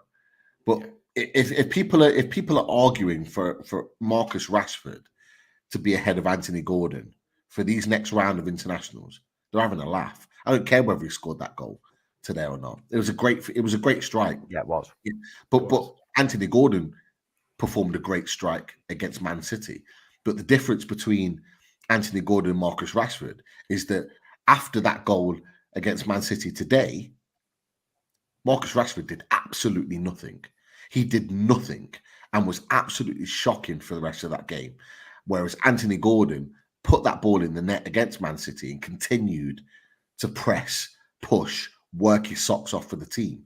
And I'm not even calling for him to start, but if you bring someone like him off the bench as a counter-attacking effect late on in games, he'll destroy teams at international stage, 110%. And the reason why I don't like pushing internationals for some of our players because I want them to stay at the club and be fit and to focus on us. But I'm thinking of Anthony Gordon going to internationals and playing with some of the best players in this country and what it would do for him, his confidence, what it will make him feel like playing with some of those elite players. It can only be a good thing for Newcastle. So I do think he needs that rub. He needs the rub of playing with those top elite players. And it brings a fear factor. When you know that you're playing for England and you're playing well and you're doing the business, when you come back to club level, fullbacks are scared of you. And it wins part of the battle. Like it's a mental thing as well. Talking about being scared, Ireland, John O'Shea coming in for 2 games as a caretaker manager, and Slaven Bilic being potentially in the mix. Be afraid. Big things coming from Republic of Ireland. Let's move on. Away from international football. Yeah, absolutely. Big shout out to our lovely spanner, Lisa. Member for 2 years, Lisa. Wow. 2 years of nice flow. one, Lisa. Yeah, and it does. Time flies when you're having fun. Absolutely. But thank you for your continued support as always. Lisa also says, breaking news, Kieran Trippier picks up his 2023 Player of the Year award at this evening's North East Football Writers Association annual dinner. So yeah, a little bit of breaking news there. Yeah. That's some trips. Yeah. Right, where should we go next? Yeah, Jonathan Greenwood, seeing as we're talking about Anthony Gordon. Johnny, hope you're well, mate. Anyone think that Gordon was playing with an injury at times? Played really well, but thought he was carrying something. Did either of you boys pick up on that? The fact that Anthony Gordon maybe isn't moving as freely as what he normally does? No, he only came off at the 90-something minute, the 92nd minute. No, I didn't notice that, Johnny. I thought it was great. I did. I thought it was great. The only thing I was frustrated about with Anthony Gordon is he wasn't ruthless enough in terms of going at his fullback. I don't know if you boys noticed a couple of times he played it. He run at his defender and then cut inside onto his right and play in. He played. If I'm right in thinking, he played the ball for Dan Burn that should have been 2-0 where he kind of put wide, and he did another one where he played it to Bruno. And Bruno kind of took an extra touch when he didn't need to, and he ended up getting closed down. But both of those situations, he should have been going down the left and committing his fullback and he'd have been in because the fullback was almost expecting him to go on his right, and if he'd have gone on his left, I was screaming it from the stands. It just needs, you know what I was saying, boys, a couple of years ago about Alan St-Maximin. He needs to mix up his game. He needs to go down his left sometimes, go down his right, and keep the fullback guessing. Anthony Gordon is in the same mold. Anthony Gordon does it better. He does it better than Alan St-Maximin. But he just needs to mix up his game to keep that fullback guessing. That was the only thing that was against his game, but everything else, spot on. Maybe that's what Johnny's referring to. Maybe the fact that Gordon maybe took the easier option on a couple of occasions. Maybe he's not moving as freely. Who knows? But I mean, I personally didn't notice anything up with him. But maybe that's something Johnny's picked up on. We'll have to keep an eye on it going forward. But let's see. Lisa also says Trips was out in Newcastle after the game, so hopefully his injury is not too bad. Nice. So hopefully that is the case. Hopefully. Partying with Lisa. Yeah. Nice. yeah. Very generic question here from Toon Gamer. Do you think Miggy is going to be better as a super sub going forward? Either a super sub or at another club would suit me. What about you, Pete? If Toon Gamer, if you're talking long term, as in beyond this season, I'm sorry to say I don't think he'll be at the club. In my opinion, but in terms of this season, I don't think he'll be a super sub. I think anyhow, now he's got options. He will weigh up who's best for each opposition. So there'll be some games that Jacob Murphy will be perfect for, like he did with Wolves. He did the same with Tottenham when we won 6-1. He played Murphy, started him instead of Miggy. Like he would do that because finally we have options. So I think there'll be some games he will start, particularly probably away from home. He may well start, and he may well bring Murphy on later on into the game. So yeah, I don't think it will affect too much. Yeah. Couple of double barrel questions here. Geordie Boy, so thank you for tuning in, Geordie Boy. He says, I know he probably won't be involved anyway, but is Lewis Hall allowed to play on Sunday? Well, I think he means Monday, because we play Chelsea Monday. I don't think he is. I don't think he is. Didn't he get special dispensation in the cup? But I don't think he'd do it in the league. I just don't think they'd allow him to play. Not that he's going to play anyway, but I'm pretty sure he won't be in the matchday squad. Yeah, I would agree with that. I think, yeah, they give special agreements for him to be involved, but yeah, in the league game, yeah, I don't think that's the case. Yeah, bring Alex Murphy back into the matchday squad then, if that's the case. Go on. Yeah, absolutely. You've seen him in the training pictures this week. He was in the training pictures. Forget who he was trying to tackle. It was someone anyway, but I've seen Alex Murphy in there, which was good to see. Interesting one from Senk about a good friend of the channel, Geordie Dentist. Senk says, question to Loaded Mag. I listened to another program and Geordie Dentist, Mitch, said about Lewis Hall, if he plays less than 37% of games, he will qualify as a local product of players towards FFP.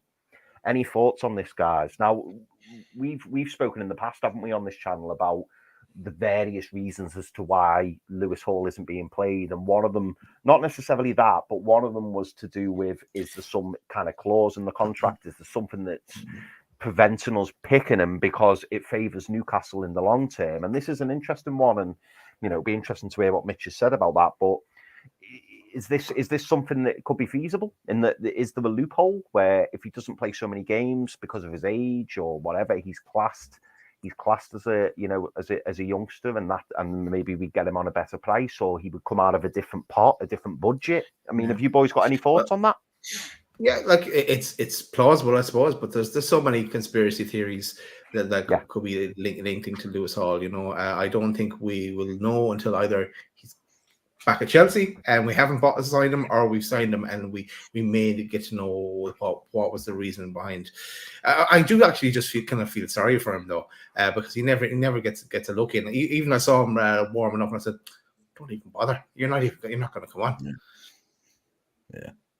It's look, we've had a lot of opinion on what the clause is. Nobody knows. It was one, it was league position, one, it was getting to 40 points, one, it was sort of playing percentages or minutes played. Like, we've had so many over the season as to what it could be. And this is reported by journalists about what it could be to kind of hit that 28 million clause. I don't think anybody knows. And I think Newcastle are throwing things out there to throw people off. But Eddie Howe said it's getting closer. For me, I think they'll end up paying it because it's something they agreed to. I think it's one of those that I think if Eddie Howe had his time again, wouldn't sign it off. Personally, I don't think he would. But I think they will take it on and they will try and develop him next season. But I genuinely think, in my opinion, that he may well, if we do sign him, he may well go on a loan somewhere else. I think he'll get the preseason with Newcastle and then he'll go on loan somewhere, maybe even in the Premier League.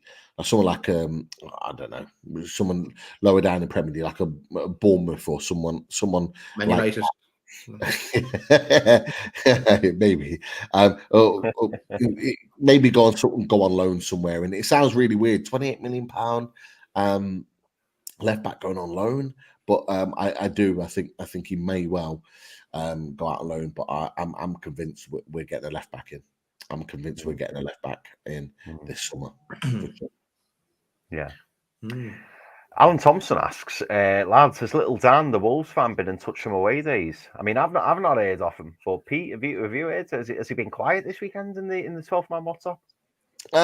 To be fair, he normally is. Like, he normally pops up when it's about kind of hammering another club. He'll pop up. He hates Arsenal. So if Arsenal lose, so tomorrow, if they don't beat Sheffield United, he'll be non-stop. He'll be blowing up. To be fair, he liked the tweet of me and Ava. And that's all I got from him this weekend. But to be fair, I don't really kind of like search people out that have been on the show after the game unless they message.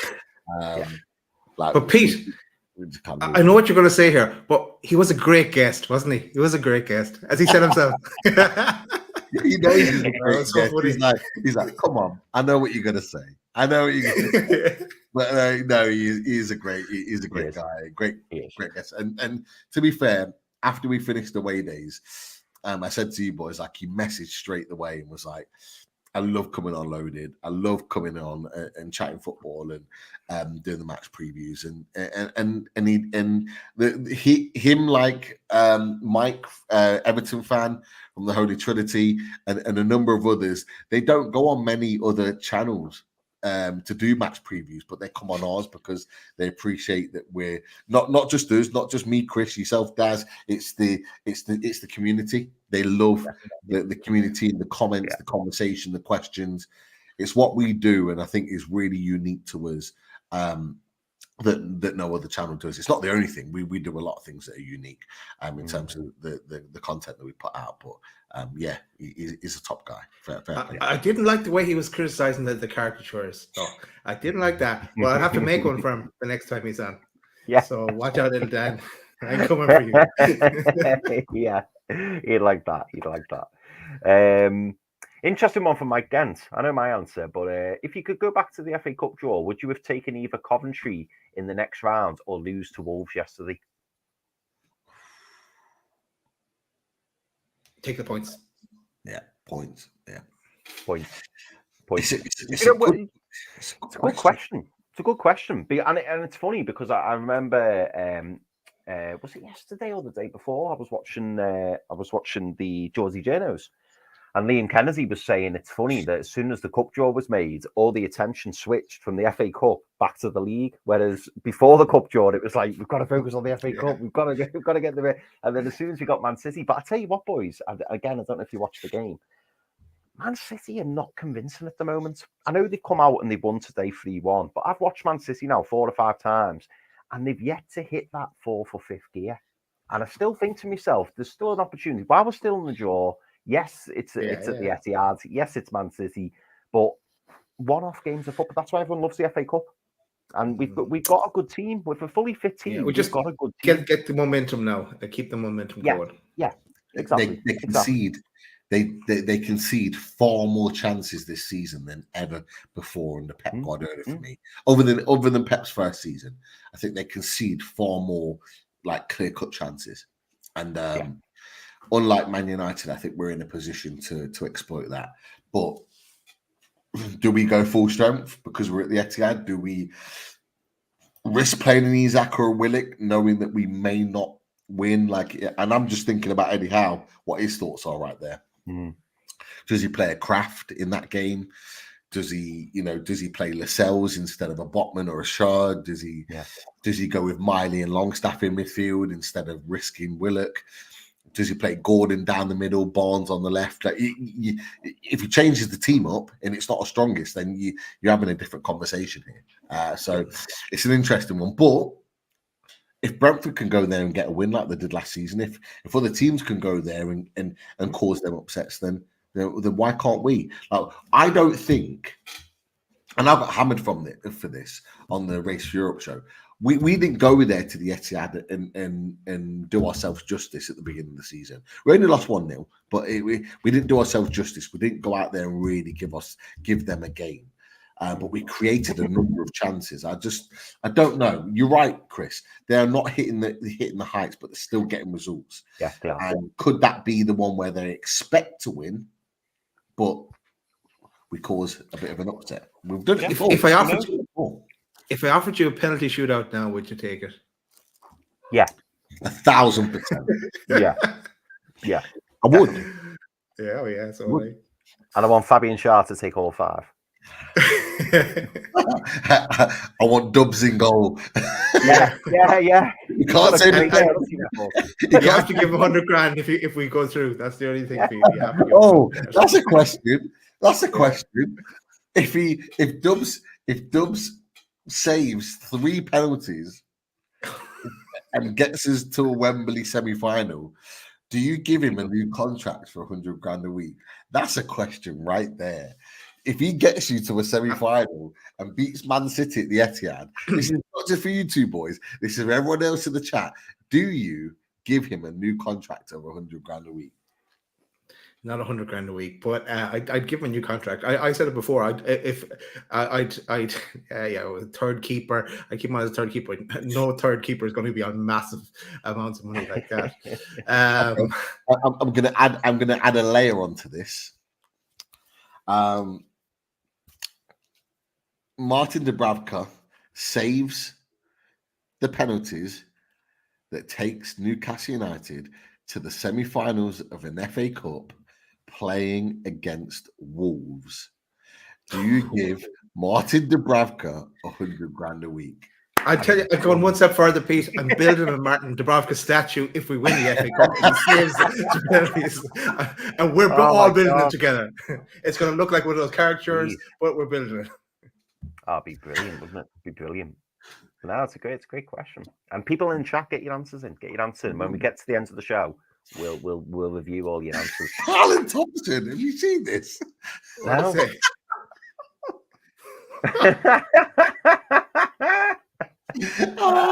God.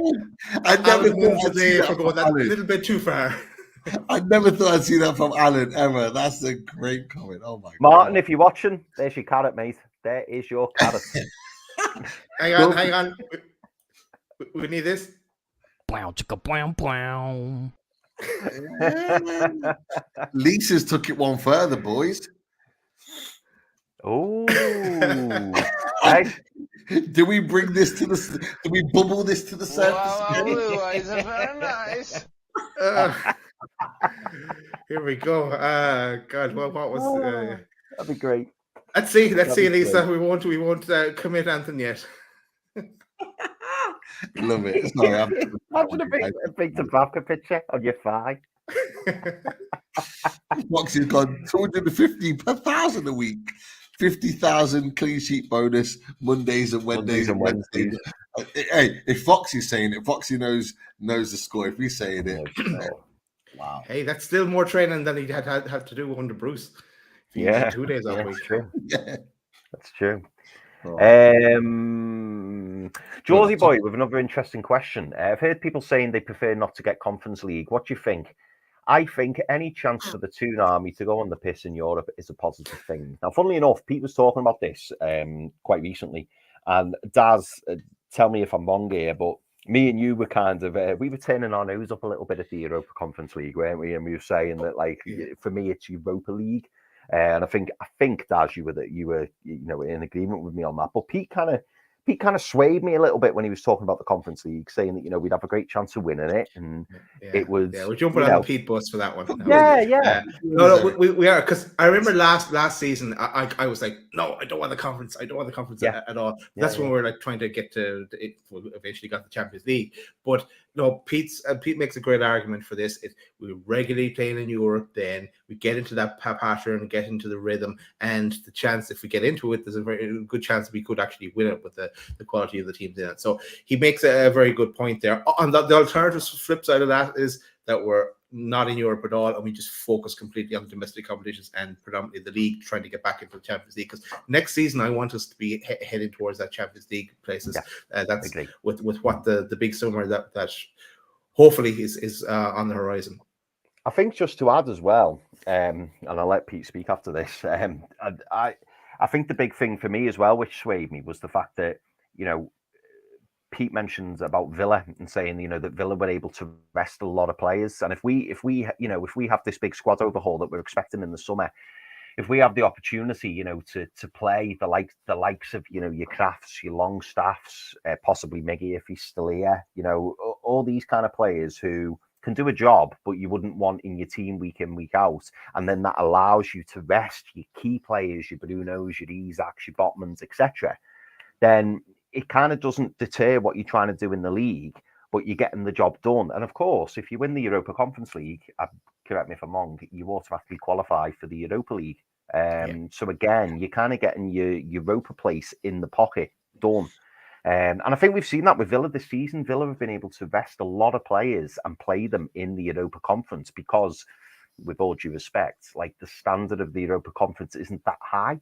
So you can still kind of get through. Whereas in the Europa, obviously, there's better teams. So maybe as Daz suggested, either no Europe or Europa Conference wouldn't be such a bad thing, because it would help. We wouldn't have to concentrate as much on it. But Pete, go on, give your thoughts, mate, on why you think Europa Conference wouldn't be such a bad thing. Have we done it for Pete already?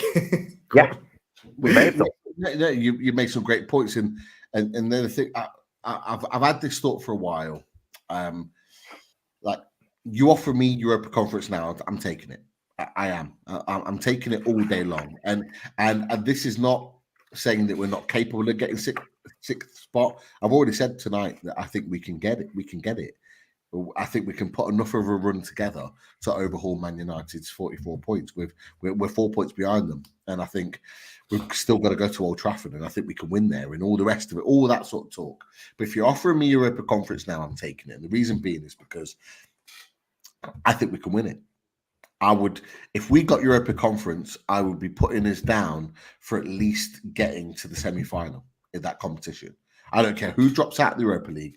I'm putting us down for at least getting to the semi-finals. I actually think we can get to the final. I actually think we can win it. That's my opinion. And I've said it before.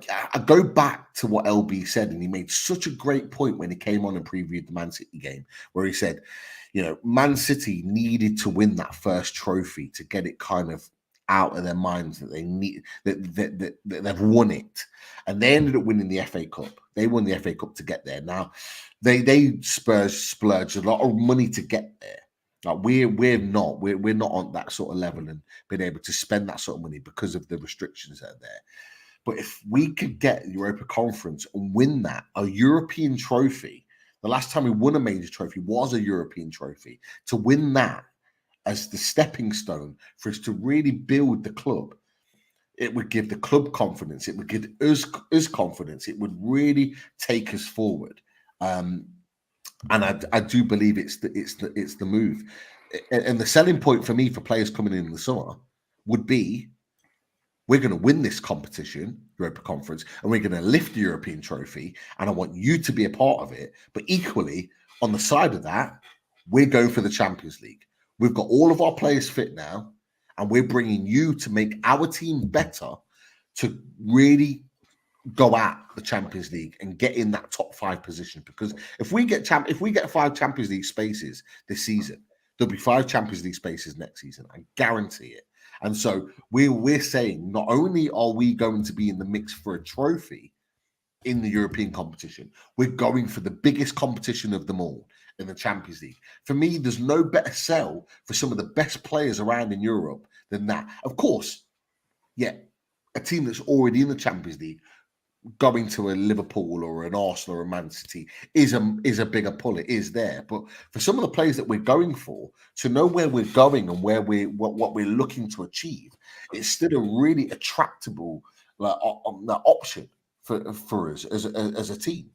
And so I just think, in my opinion, it should be the aim. We have to get 6th or 7th spot.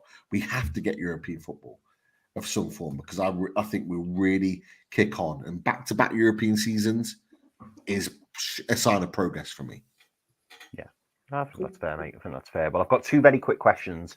So the first one, Pete, is for you, and it's off 9 and UFC, and he says, "Are you getting WWE 2K24 tickets?"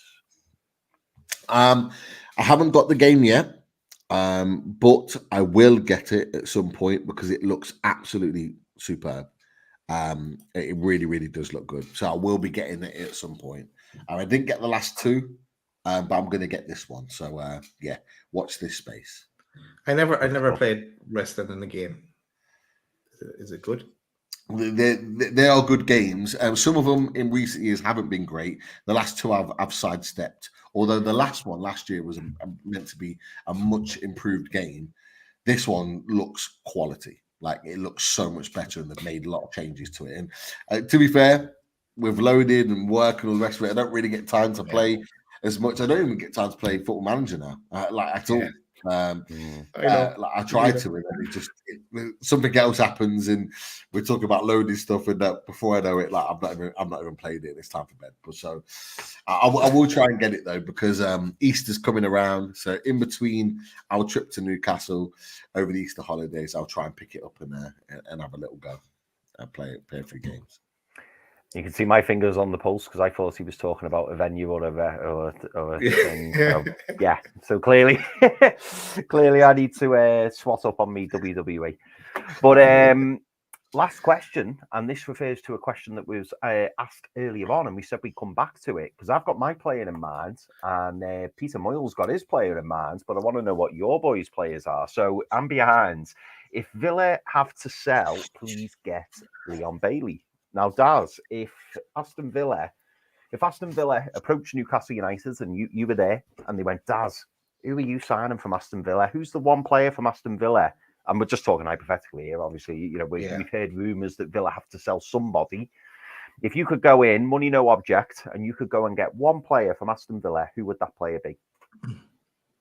Right. Okay. Without going too much into it, I'm going to go for a player that we would need in that kind of role. I go for Douglas Luiz. Then I agree. That is the player that I would go for. Yeah, Douglas Luiz. I watch him and I just think like maybe it's the Brazilian thing as well, with like Douglas Luiz, Bruno, Joe Linton. I think he would do that destroyer job, that Pete referred to so often. Really, really tidy player, but he's also a little bit box to box, and we've seen that this season. He seems to have come on even more this season, and I remember it might have been on the 12th man, and they were talking, about Douglas Luiz being valued at like 80 million, but under Steven Gerrard, Douglas Luiz was being touted to leave for about 20 million, so he's turned his career around a little bit. So yeah, Douglas Luiz would probably be the one that I would go for as well. But Pete, who is the player that you would pick from Aston Villa? 65 million on the table. We want him. Let's bring him to Newcastle United. Only one man that I would take from Aston Villa's team. And I'm doing this. Yes. Douglas Luiz is the man. He is an outstanding midfielder. I've watched him so closely this season. He is everything we need in this midfield. Not just the fact that he's Brazilian, although it helps. honestly, he can do everything in this midfield. He can sit, he can drive forward, he can score a goal. He's a great tackler and recoverer of the ball. He has the lot, and is a great age. I think he's 25. What age is he? 25 years old. Alicia can come and play for the lasses as well. Yes. Yeah, Win-win. Great age. And for me, if I'm Newcastle United and I'm looking at Aston Villa who are struggling and have to sell somebody, I'm going 65 million. And people might say it's expensive. I'm paying it. I'm paying whatever it takes to get someone like him out of Villa into Newcastle United, because he makes our team instantly better. And I'm going to say to you boys, we play with the midfield three. If you're telling me that we're going into 24-25 season with Joe Linton, because he signed a new deal, I'm convinced on it. Yeah, he signed a new deal. I think he will. We're going in with Joe Linton, Joe Willock, Bruno Guimaraes, Sandro Tonali, and we're going in with Douglas Luiz, and then Longstaff and Miley.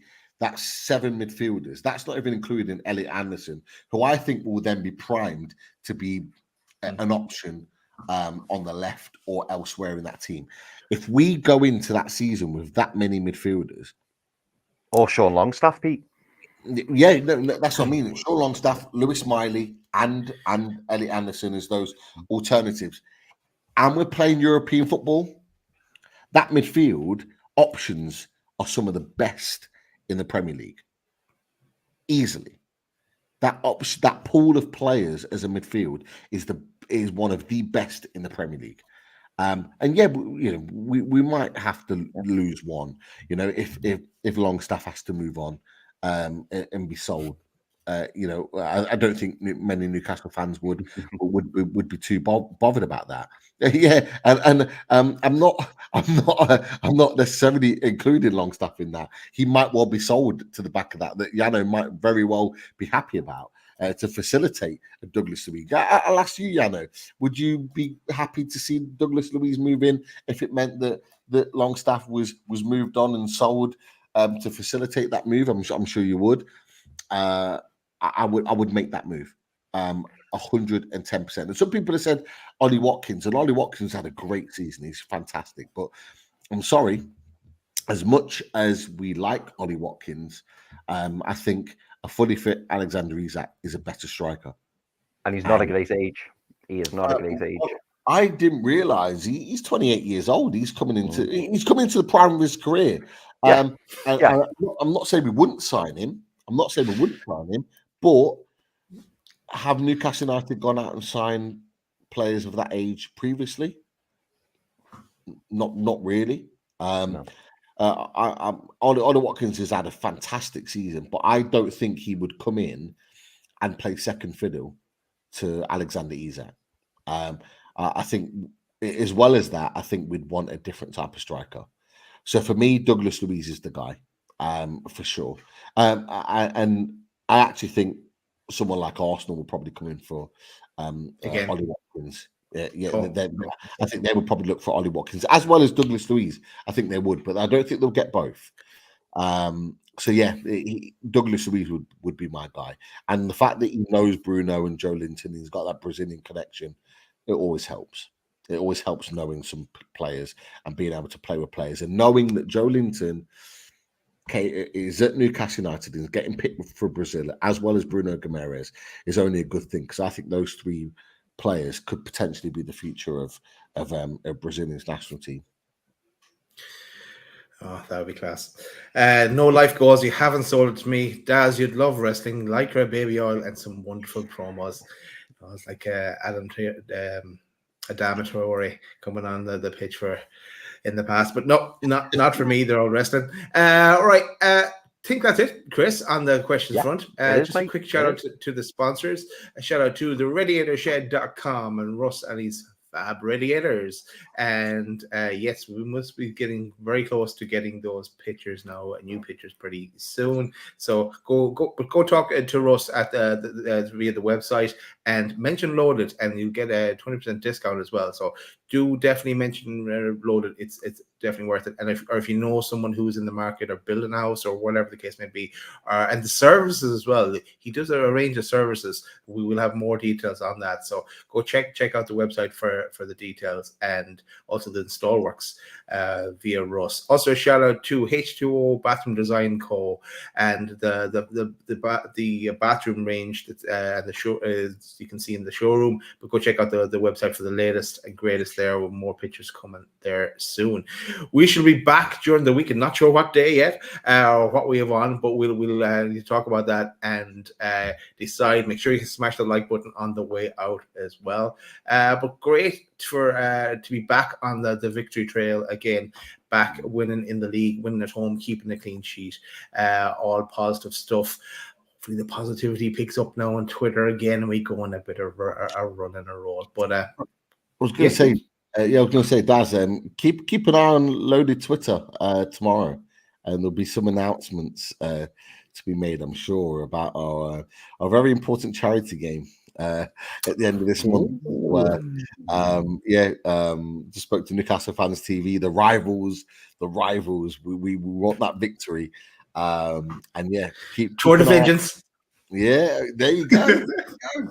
So keep an eye on Loaded Twitter, because I think there'll be some updates coming out for sure on that, and it's all for a good cause, so keep an eye on that as well, because that'll be a big one over the month of March for sure. Nice one. Okay, only one thing left to say. Chris, even Pete. It's a great place. A great place of Greece. Greece, yeah. All I want to say is, how'd you like that? Good night, everyone. How you like